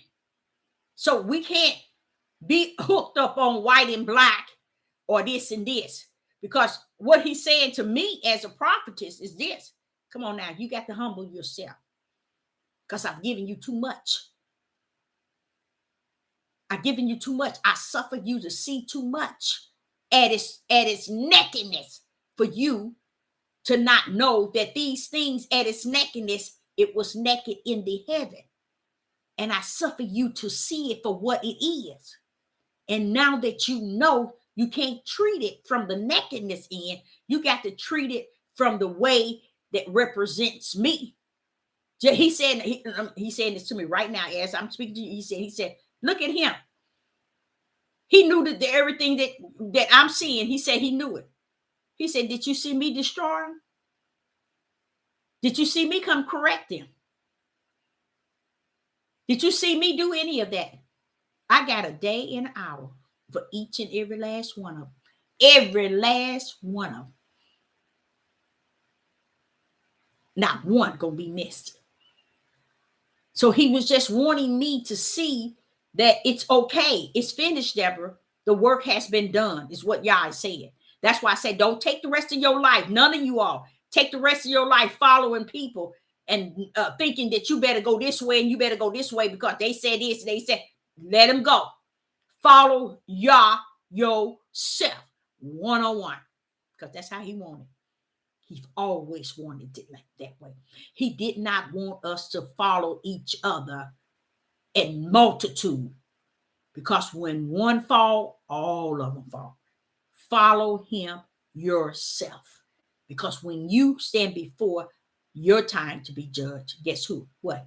That multitude, that church, that camp, that group you with, that then fed you a bunch of crap in your heart, will not be standing right beside you come judgment. So that's between you and a higher and higher. It is so important that we surrender, just surrender, and stop trying to get in here and try to. And to me, it's like they trying to manipulate, just like the heathens are doing, trying to tamper with the book. Revelation. They're trying to fool people. Okay, this is happening. They trying to make things that they know that the Bible is saying. They trying to kind of put it in the airway to confuse and confound people. But see, when you are led by the Spirit, he tells you which way to turn and how to turn, how fast to turn, how slow to turn, and not these people. Now, we were talking about Isaiah. What was that? Isaiah chapter 52. Isaiah chapter 52 and verse 10, and it reads, Isaiah chapter 52. Isaiah chapter 52, verse 10, and it reads, and Yah has made bare his holy, now do y'all hear that? His holy arm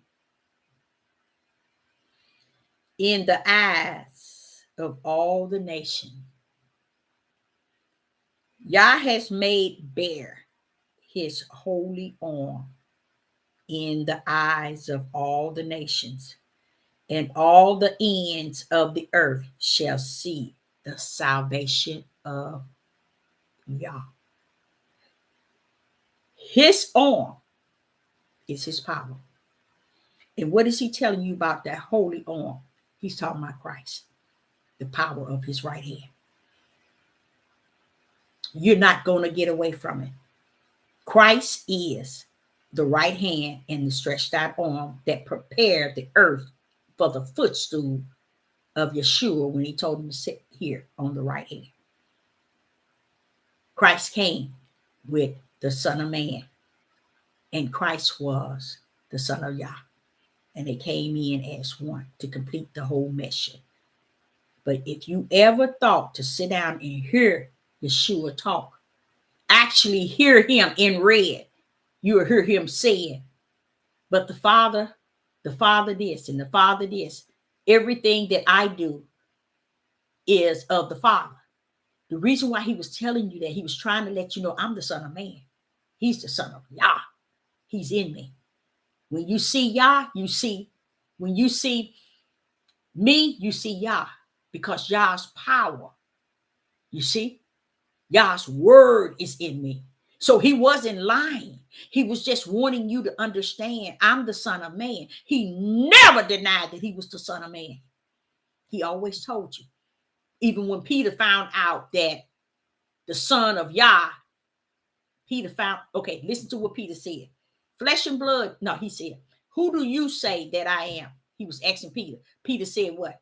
Thou art the Son of Yah. He didn't say the Son of Man. He said the Son of Yah. Because what did the Son of Man say? Wait a minute. Flesh and blood didn't reveal that to you. Meaning I didn't reveal that to you. The Father did that. See? So you see how he separated.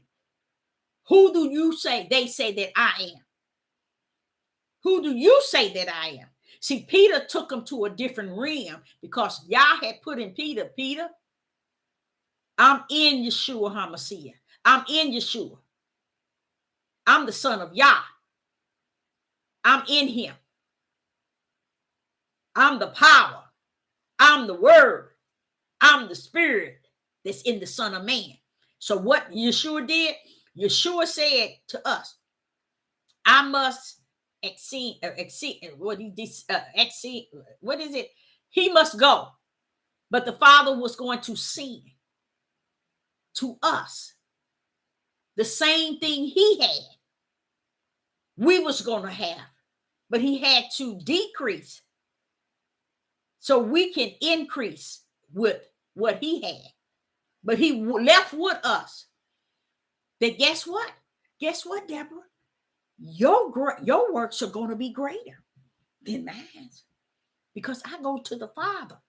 But he's coming in. He's going to abide in you. And your works should be greater. Where is the works? Where is the works? Now, I'm going to be honest. I'm going to tell you the truth.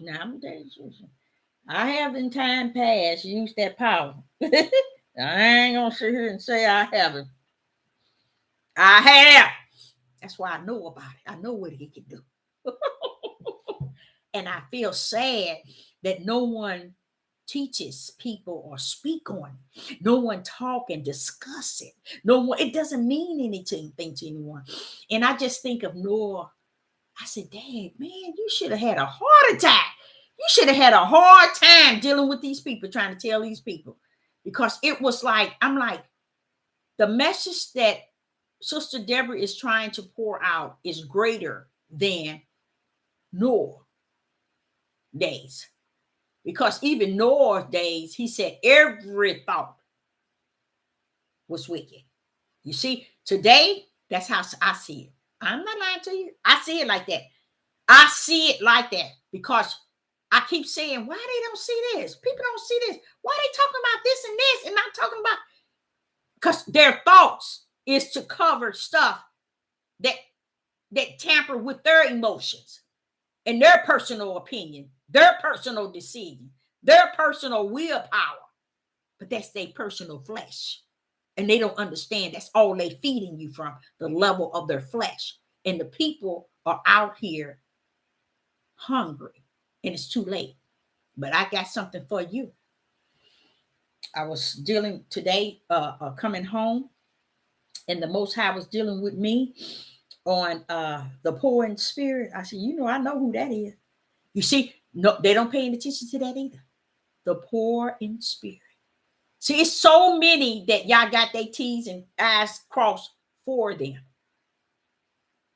Those are the same one that came down here from him. He already got their T's and I's crossed for them. So a lot of these people that's leading y'all to praise them and honor them and worship them, guess what? That's all good and dandy. Y'all knew that you would.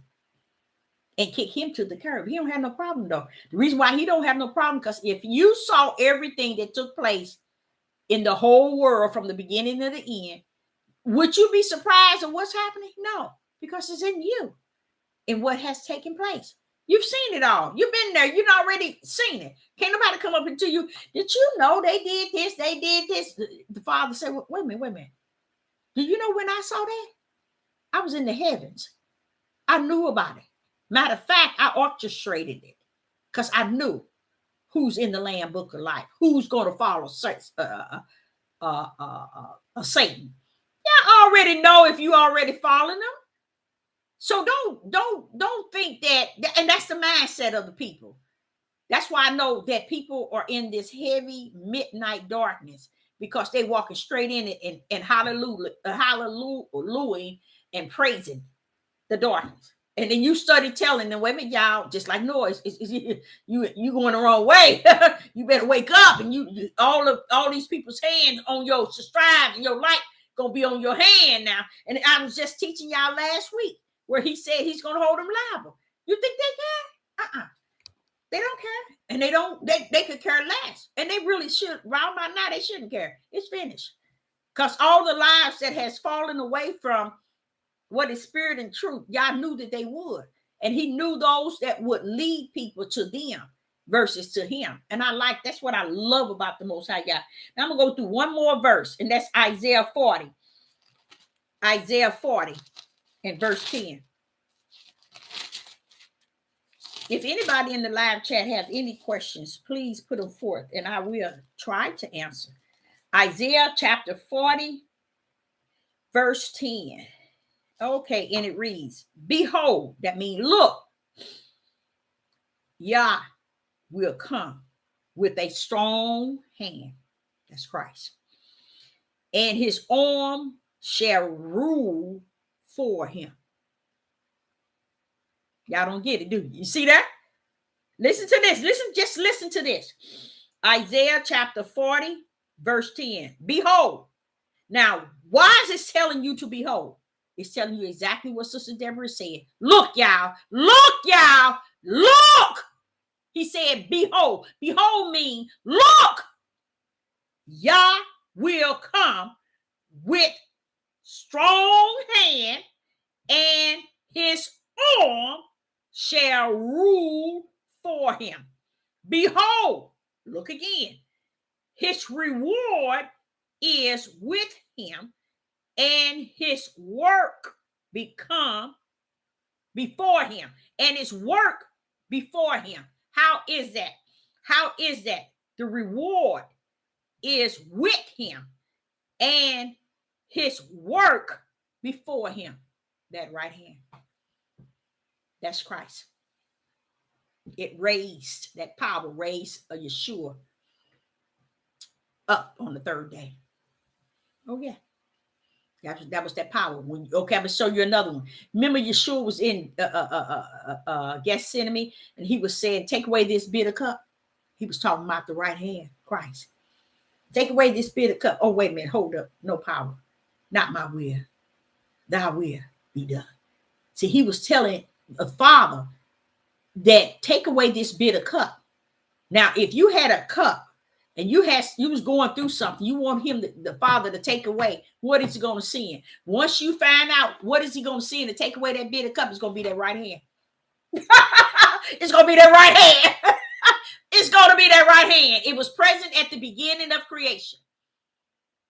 That's why it's telling you Christ was at the beginning, because people don't understand Christ is the right hand of the Father. It is the word lat.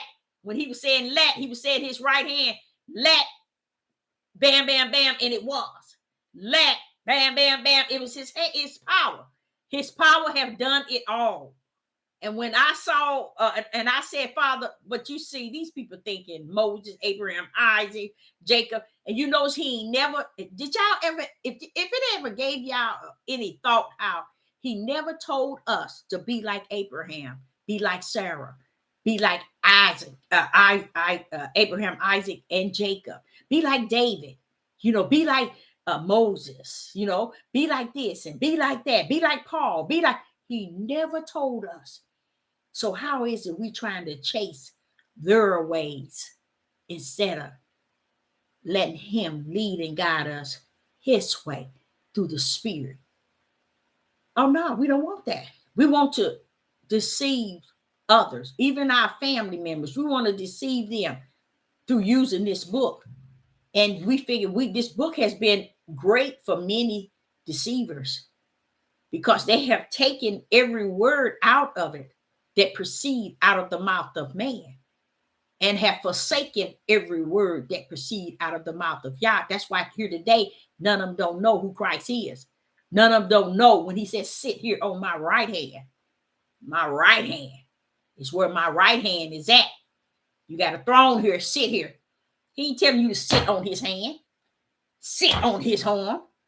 He ain't telling you to do that. He said, sit here on my right hand, because that right hand is the power until I take this power and make this earth your footstool.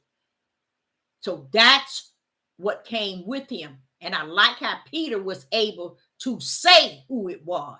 And 99.1 million today, living today, that had an opportunity to see the mysteries and still cannot see. He's saying to me, but Deborah, because they cannot see, I have left them in a strong delusion that they shall not see. And that covers it all. That's what he just said to my spirit. That covers it all. So I say unto you all, learn of that right hand and that stretched out arm. Once you learn it and you see it, let me tell you why. And I'm going to help you a great deal here, because I told you we are in the corner, right? We all up in the corner. We don't have no other way out, y'all, but the most high or higher. So that's all we need, though. Wait a minute, hold up, though. Don't get me wrong. That's all we need. That's all we need. But to know that his power, and who his power is, we can call on that. We can now call on Yeshua HaMashiach with the assurance that HaMashiach is the power. That's why they're missing the works in which Yeshua was talking about. And not nan one of you would even give it a thought that is so true. Where is the works that was told by Yeshua that when he leaves, that when we come, we shall receive power? And then he also said we should do greater works. The church wasn't doing greater works. The church didn't receive power. Where is it? It's on the earth. Where is it?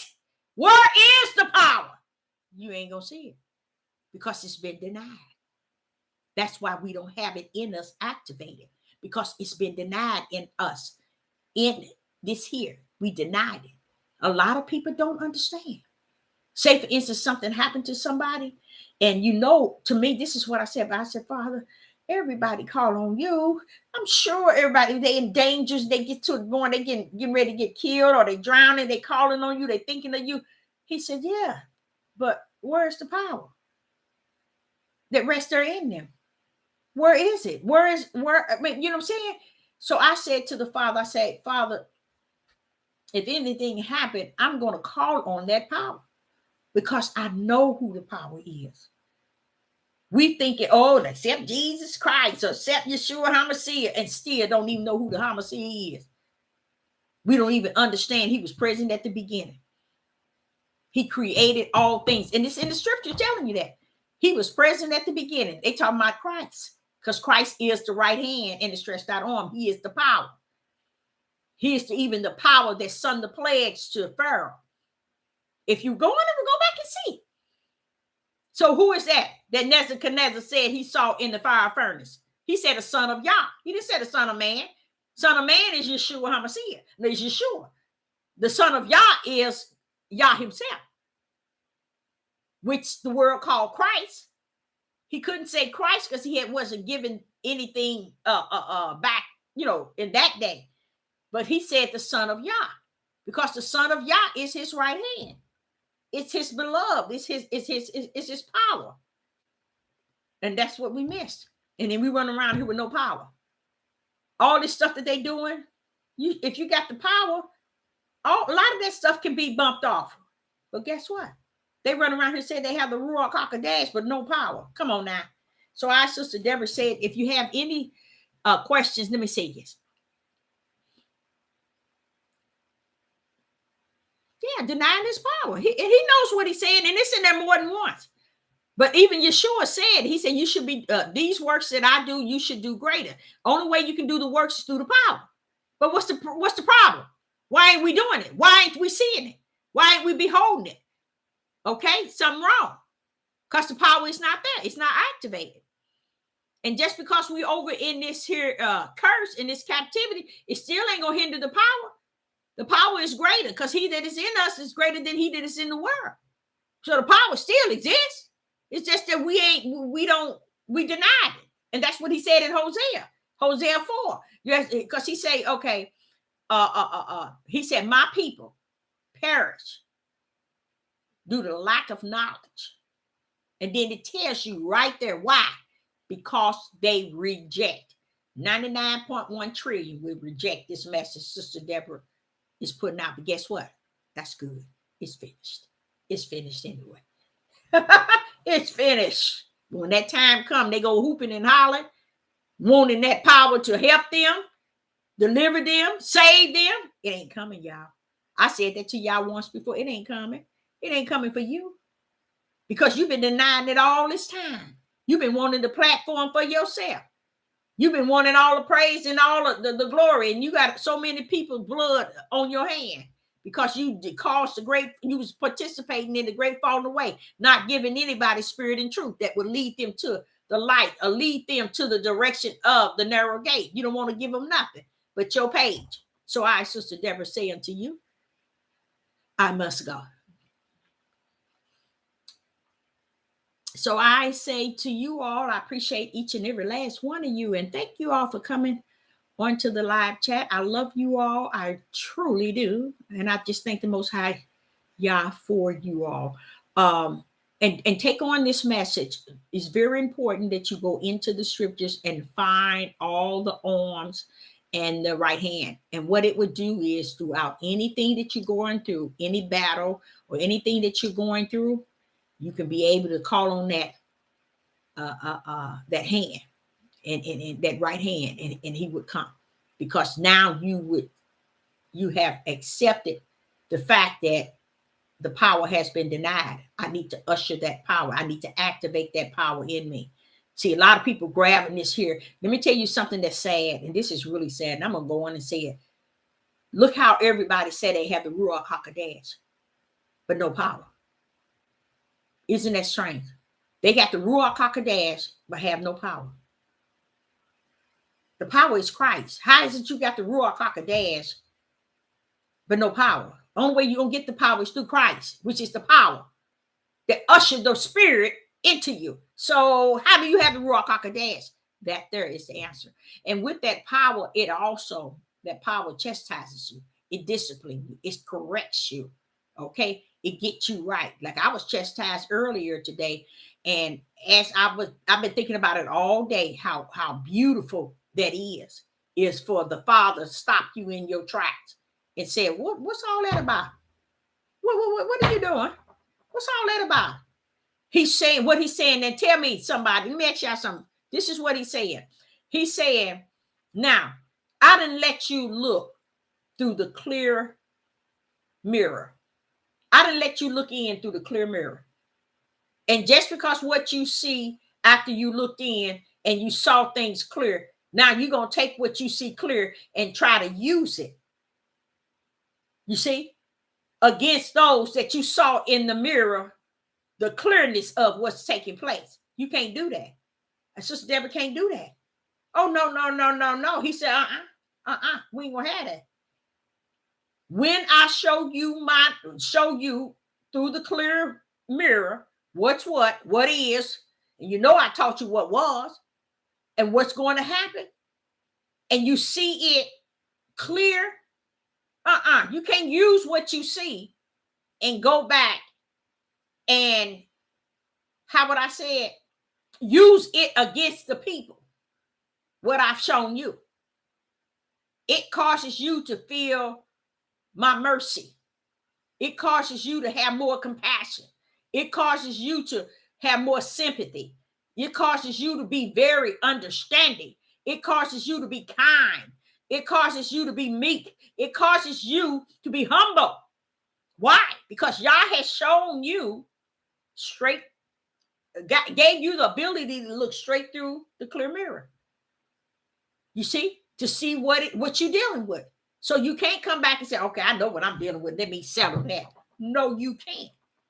No, you can't. So I just give the Most High all praise and all glory and honor from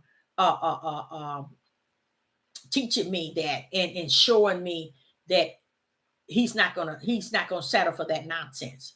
He's not gonna settle for it, and that I can't not do that.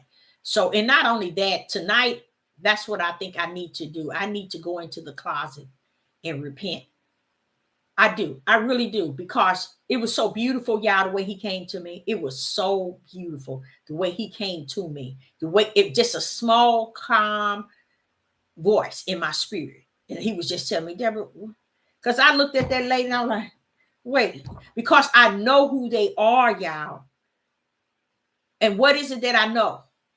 I know who they are and the way they feel about me as as a people, we as a people, but I know that, but I can't use it against them because first of all, you don't know which one is on your side. First of all, second, he didn't call you to judge nobody, you see, and you're judging them before they have come to the throne of judgment. And we can't do that. We cannot judge people before they have come to the throne of judgment. But you can teach what I give you to teach, but you can't use what you see through my clear mirror and say, okay, now I see clear. Let me go judge them at what they doing. No, he don't want us to do that. He wants me to be more humble at what he has shown me and what he has revealed to me. And I'm gonna tell y'all something. One thing else about it, it used to be, and my mother had spotted it one time when I was young. It used to be when he would tell me something that's going to happen, it would be a week later, 2 weeks, and then it jumped to where he would tell me something. It would come every month or every 2 months, and then it went back down to where it was. He was tell me something, and it would be a few days later. Right now, I don't know the exactly what time period he has prepared. All I know is that it is finished in a lot of things that many of us are thinking that's still going on. It is finished, y'all. My best word for you all is to realize that you are in the corner, and the corner is a good thing. It said that I surrender to you, Father. It's nothing I can do about anything that's going on in my household. It ain't nothing I can do about the mindsets of people, period. I just surrender to you and want you to forgive me and lead me and guide me and be there for me. That's all I can ask for. I'm asking you, to take on what I'm throwing up my hand to. I'm finished. I can't do no more. You can, and you really can. You really can. And you would definitely be one that the Most High, once you feel that thing in your spirit, feel that repentance and that feeling of, hey, I've thrown up my hand. I surrender to you, Father. Hey, you'll start to feel him leading you here, telling you good things here, telling you watch out for this, go this way, go that way. This is the way, because now you have shown him. You have shown him while you are still living that I'm willing to submit myself to you. I'm willing to go your will and your way. There's no other way, Father. There's no other direction, Father. There's no other journey, Father. It's just you. It's just you. And I want to go your way and your way only. That's it. That's it. So I say unto you all, trust in him, because without him, I don't even know how I'm going to survive. None of it. I ain't even worried about how I'm going to survive. I just want to just make sure I know and I think him, and not me. Just him. And he said, when we stand, it ain't going to be, people don't understand. You're going to be a spirit. It ain't going to be no color. It ain't going to be no Negro. It ain't going to be no Hebrew Israelite. It's not going to be like that. Okay. Yes, there's said that there's going to be names on the gates, but it's the color. You cannot enter into heavens in this nasty flesh. Only your spirit can. You see? And if you think your spirit gonna look like your melanated skin, you lost without a cause. You're subject to not even have dreads, like you role playing everywhere. A lot of them thinking they walk, they don't even understand. These heathen then set y'all up from the floor up. Everything them heathen bring forth, we have been a people to jump on it and do whatever they say. They said dress like this. They said look like this. They said wear your hair like this. And I learned that. I learned that. I sat back and I watched them go over to Africa, and they would get the tallest, skinniest, malnutrition, dark women, and they didn't have no hair. but they had their hair looked like little beaties over their heads. And I'm telling you, this is true, y'all. This is true. And they would put them in magazines in the United States. And I never could figure that out. But guess what else they did? Y'all didn't know. They colored them even darker because they wanted people to see us a way that they feel that's just, I say, call itself shaming us, you know. And when I see that, because I say that's not how we look over here. So why do they always go over there and get those type of women? And that's not, I don't see us looking nowhere like that. But that's what they did. And same thing with a lot of things. People run around here and they sit and they say, well, back in Egypt, not in Egypt, even in Egypt, but even in our promised land, we don't understand. We had a lot of things. We was the richest land on the face of the earth. We had God with us. The land was holy. Everything. You think we walked around there looking like we walking now? You go out now into you see people, they got their hair all over the place. Who told them that it's very unattractive? Very unattractive. And it ain't got nothing to do with no white people. It ain't got nothing to do with, they got us brainwashed. That's why y'all said in Deuteronomy, said we're going to be losing it here. We have lost it. So y'all, it's pretty much saying, Deborah, while you sitting here reading the scriptures and it's showing you that they're going to be destroyed, that this here going to be destroyed. He said, but the truth of the matter, they've been destroyed. He said, it's going to get worse. So that's why you see all these killings and all these things. And he said, everything the government, like the marijuana and the different drugs, now they talking about the methamphetamine needles they're going to give them. Everything the world offer us as a people, we take it and we use it. It was one time they were passing out flyers in the community talking about Blood and Crips is gonna be fighting here in West Coast and all this. They did that. They did all of that. It just it bothers me because it did then, because it shows you the weakness of our males, that they would see these things and take to them and graft them like this. Look at 50 Cent. All of those guys, all of them, you know, they want to bring the streets into they little fame, and they still got that wild lifestyle. You know what I'm saying? Because it's still in them, and they keep feeding them the same thing over and over and over. They are destroyed. And if you think you ain't, you sick. Destroyed. And that's another message that nobody wants to accept and believe. That's the whole idea of saying you in the corner. So all you need to do is surrender to the one that's going to deliver you out of that corner. Because if you think for 1 minute you're going to deliver yourself, and I think we read 2 verses that says his mighty hand is going to deliver us. And if you think for 1 minute that your hand is going to be on it and you're going to do this and you're going to do that, that's just with everything, y'all. That's what us trying to think that we're going to make it work for us. It's over.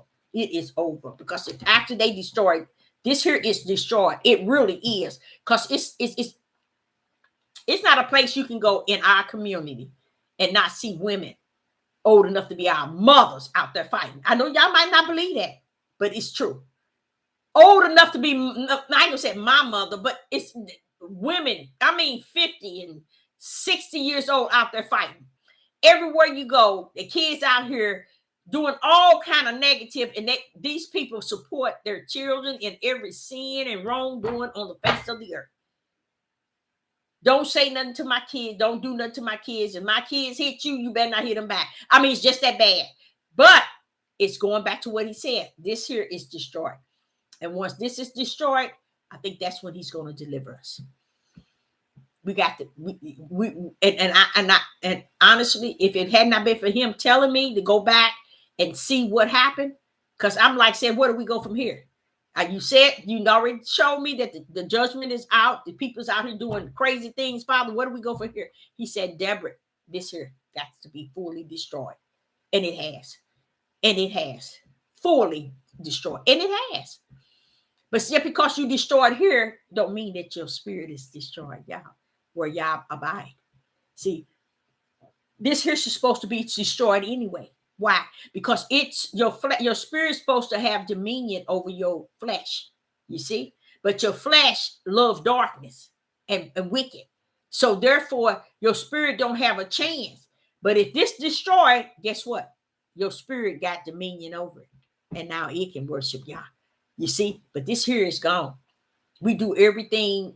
I mean, seriously, I see our people the way our people dress. I see our men walking around with their pants way down on their thighs and their hands between their legs walking. But they want the other race to give them respect.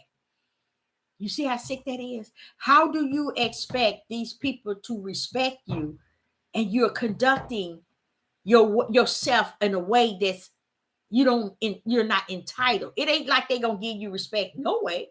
But how are you asking for something that you're not willing to put out any effort to just look, just wanting to live it and have some integrity about yourself? It's nothing out there. It's over. So I, Sister Deborah, say, whatever. It's just over. That's all I can say. Did anyone have any question or wanted to cover something? It's just over. It's just over. And I'm glad, y'all. I know y'all said, Sister Deborah, why you said that? I am. I'm so glad it is over. Because you get tired. You get, and you really do. You be tired. You just like, you singing and you singing the pure, adulterated mystery of the Bible, of the word of Yah, and I can just imagine how Noah felt. I can just imagine, and in spite of all the times he went warning, not one came out. Ain't that deep? Not one turned away. Not one stepped out. Not one said, "I'm gonna go." Even when it started raining, they still didn't go. They should have took off heading in that direction. And I think it took days and days, and they realized it wasn't gonna stop. But I'm just still saying they weren't going when it rained at first. They wanted it just wasn't nothing.